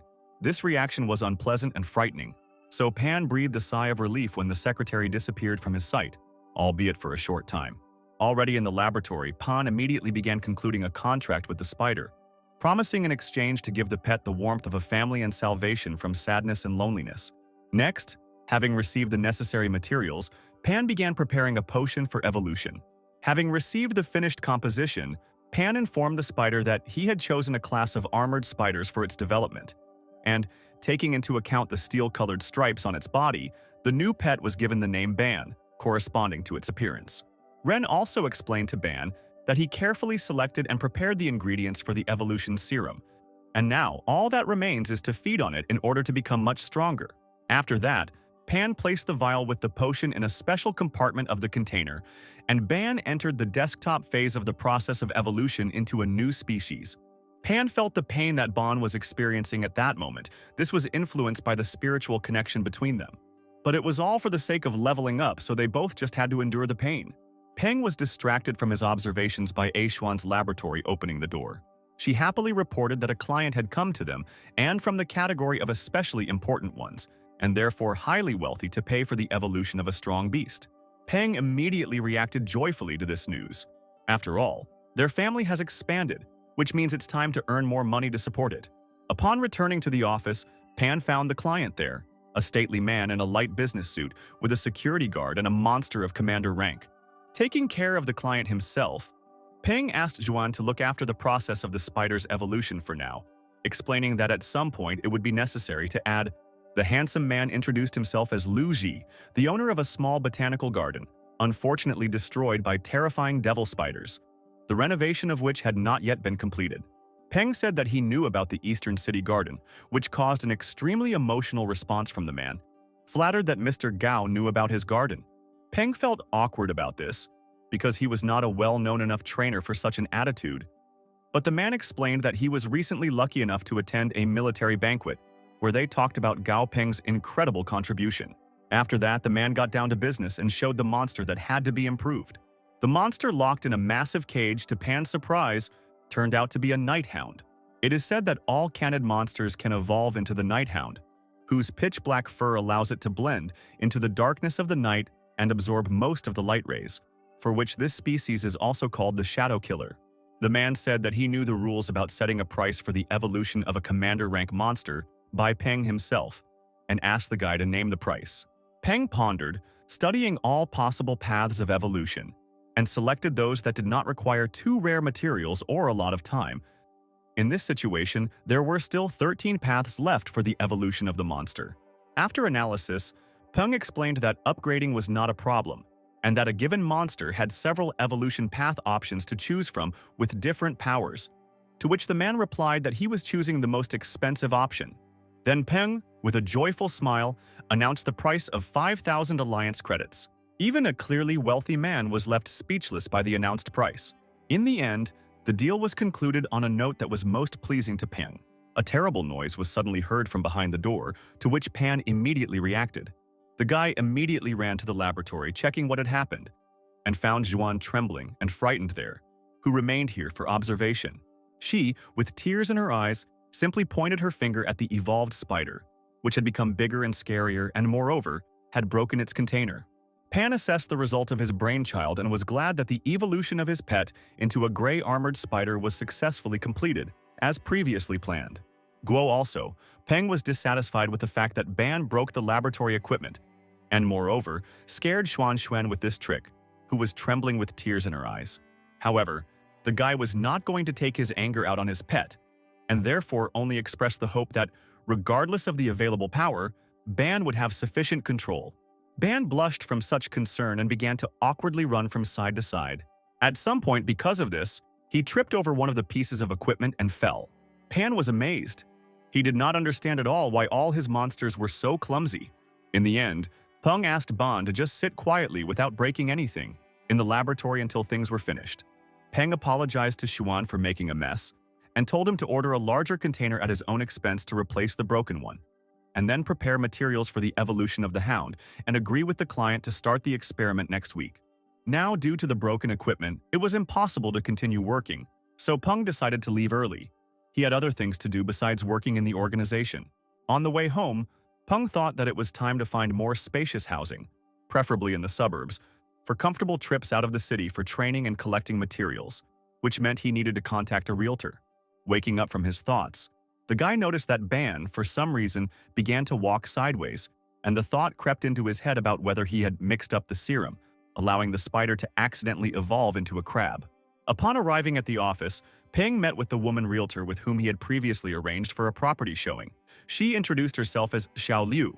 She escorted the guy to the transport rented for clients and repeated that Peng had previously left a request for a small house with a garden and a basement in a quiet suburb. The most suitable option had just been found recently. Xiao Liu handed Peng a tablet with photographs of the villa and explained that the building does not have a basement, but there is a large surrounding area, so everything can be completed in the future. In response to the question what kind of area this was, the realtor explained that she saw a prosperous dragon located near the lake and had a very low price, only 2,000 alliance credits. In addition, although this is a suburb, the territory is very poorly guarded, so we can assume that, in addition to the villa itself, most of the surrounding territory is given as a gift, which means a more advantageous offer than this cannot be found anywhere. But Pan decided not to rush because this whole description sounded too good. The guy drew attention to the photographs and clarified how fresh these photographs were, because they looked as if they were taken before the cataclysm. Besides, the plants in the background had not mutated at all. This raised doubts. The woman panicked a little because of his obvious suspicion and began to say that before the cataclysm, it was simply impossible to buy such a private villa, and even with several hectares of adjacent land, but now it is quite cheap. Pan was not satisfied with this answer.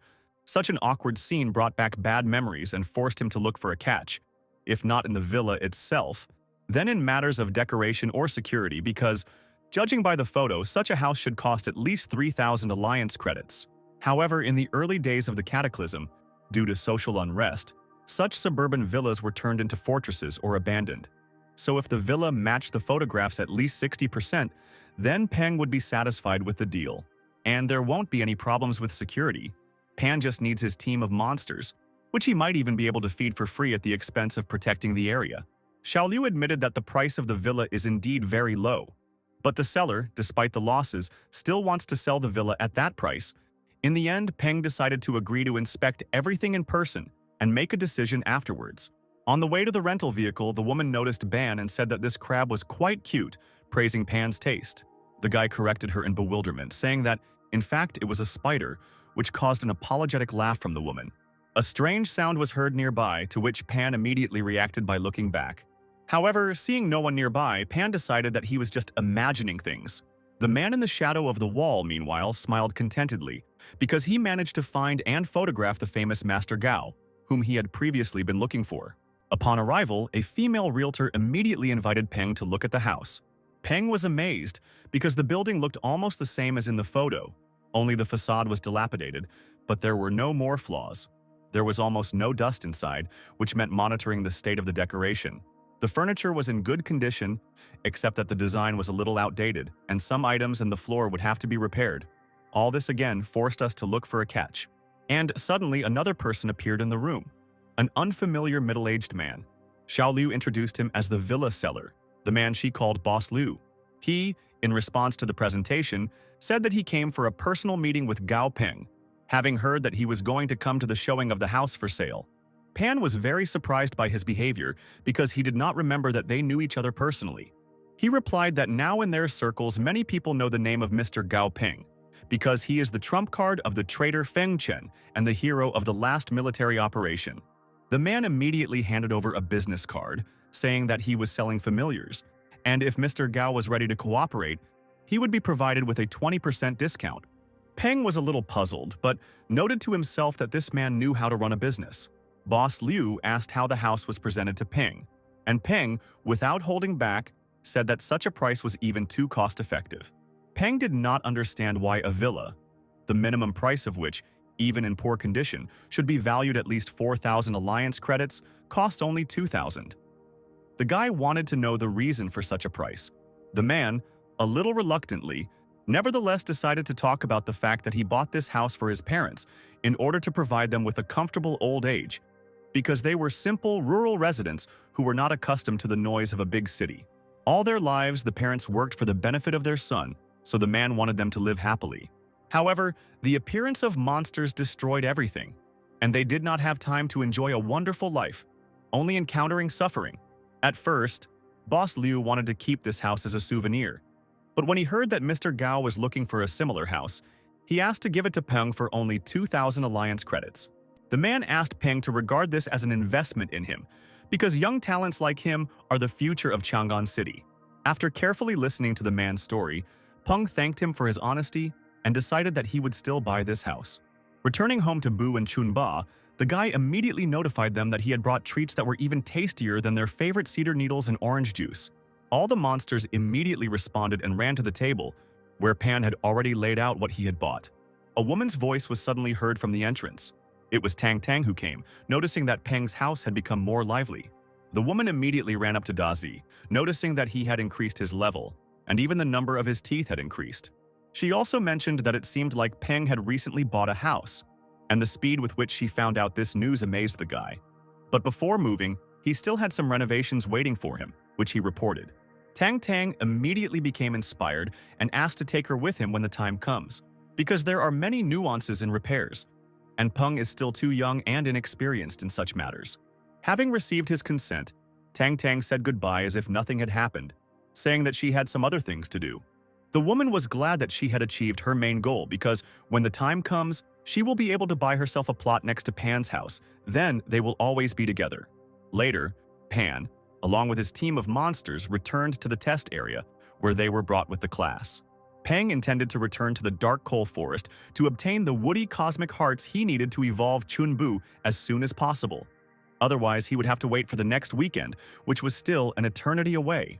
However, before Pan had time to reach the place he needed, he met with a wild monster, and the first monster he encountered on the outskirts of the forest turned out to be an elite rank, a gray sand lynx, and Pan thought that it was really dangerous outside the city. The lynx quickly rushed towards Pan, pushing off from the trees and breaking branches in its path. However, Boo blocked the monster's path, crowding Dazi and not giving the lynx a chance to get close to his owner. Lynx wanted to continue the attack, however. When she saw her opponent and his decisive attitude, she immediately got scared. The lynx ran as fast as she could in the opposite direction, trying to save her life. She was shaking with horror in front of such a formidable enemy with the smell of death. But threads of Boo's blood entwined her limbs, not allowing her to escape from the clutches of the enemy. With one single blow, Boo defeated the wild monster, leaving only a puddle of blood under his body. Pan was amazed by Boo-chan's strength because his power had increased no less than 10 times compared to the time when he was a red river monkey. Such an increase was quite expected, but it was incredible to see with his own eyes. As it turned out, not only Peng but also Boo himself was surprised by the attack. He looked at his paw in confusion, realizing that he had not calculated his own strength. After all, Boo had never fought once after evolving, and in the future he would need to fill this gap with a lot of training together with the others. Meanwhile, Boo-chan himself recalled with a smile his first meeting with Pan, and the fact that, although he did not understand the guy's words then, he somehow felt that from that day, Pan would become everything to him. And so, after 3 hours of searching in several potential groves of cork trees, Pan finally found what he came to this forest for on his day off. Peng also remembered that last time, a green tree snake was also found in the trees. Apparently, they are attracted to these trees. After these words, Boo became alarmed and then discovered that one of the vines on the tree nearby was a tree snake, and therefore a potential danger to Pan. Therefore, without hesitation, Boo grabbed the hiding snake and tore its body into 2 parts. Boo also extracted a crystalline core from the enemy's body and handed it to Pan. Today's priority was to collect the tree cosmic hearts. However, Peng accepted the tree snake core as it was gifted from Boo-chan's heart. Pan praised Boo for the work he had done and, pointing to the tree next to him, the satisfied guy said that now he would need to hit the trunk. Just one subsequent blow smashed the tree trunk into splinters, leaving only its lower part. Pan immediately approached the stump, from which the arboreal heart of the cosmos could be seen, and began to collect trophies with inspiration, telling Boo that he needed to do the same with several more trees. Meanwhile, in another part of the same forest, there were 3 men who had arrived here on a tip from an informant. Suddenly, the mouse monster on the leader's shoulder caught strange sounds in the distance, which was immediately noticed. The man reported that some noise was heard in a certain direction, and they needed to check if it was their target. As they approached, the sounds became much louder and more distinct. It sounded like the sounds of blows, as if someone was boxing in the middle of the forest, which one of the men noted. Another laughed at him, saying that even the very idea of this was absurd, because the forest was infested with wild monsters, and the leader even ordered him to take the task more seriously, reminding him that they needed money for doing the work. Having reached the source of the sounds, all 3 saw in front of them an undead-class monster that was destroying centuries-old trees with just one blow of its hand.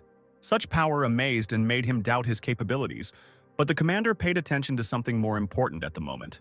He took out a photograph, checking it, and said that the guy was their target. However, the question arose of what he was looking for in the debris of the trees. The other 2 unanimously began to persuade the commander to retreat, because the customer had paid to clarify the types of monsters of this boy. which they managed to do, and now they should quickly leave before they were noticed. It became clear that this trainer was not so simple. Besides, in addition to the monkey, he had with him a huge centipede, which was clearly not to be trifled with.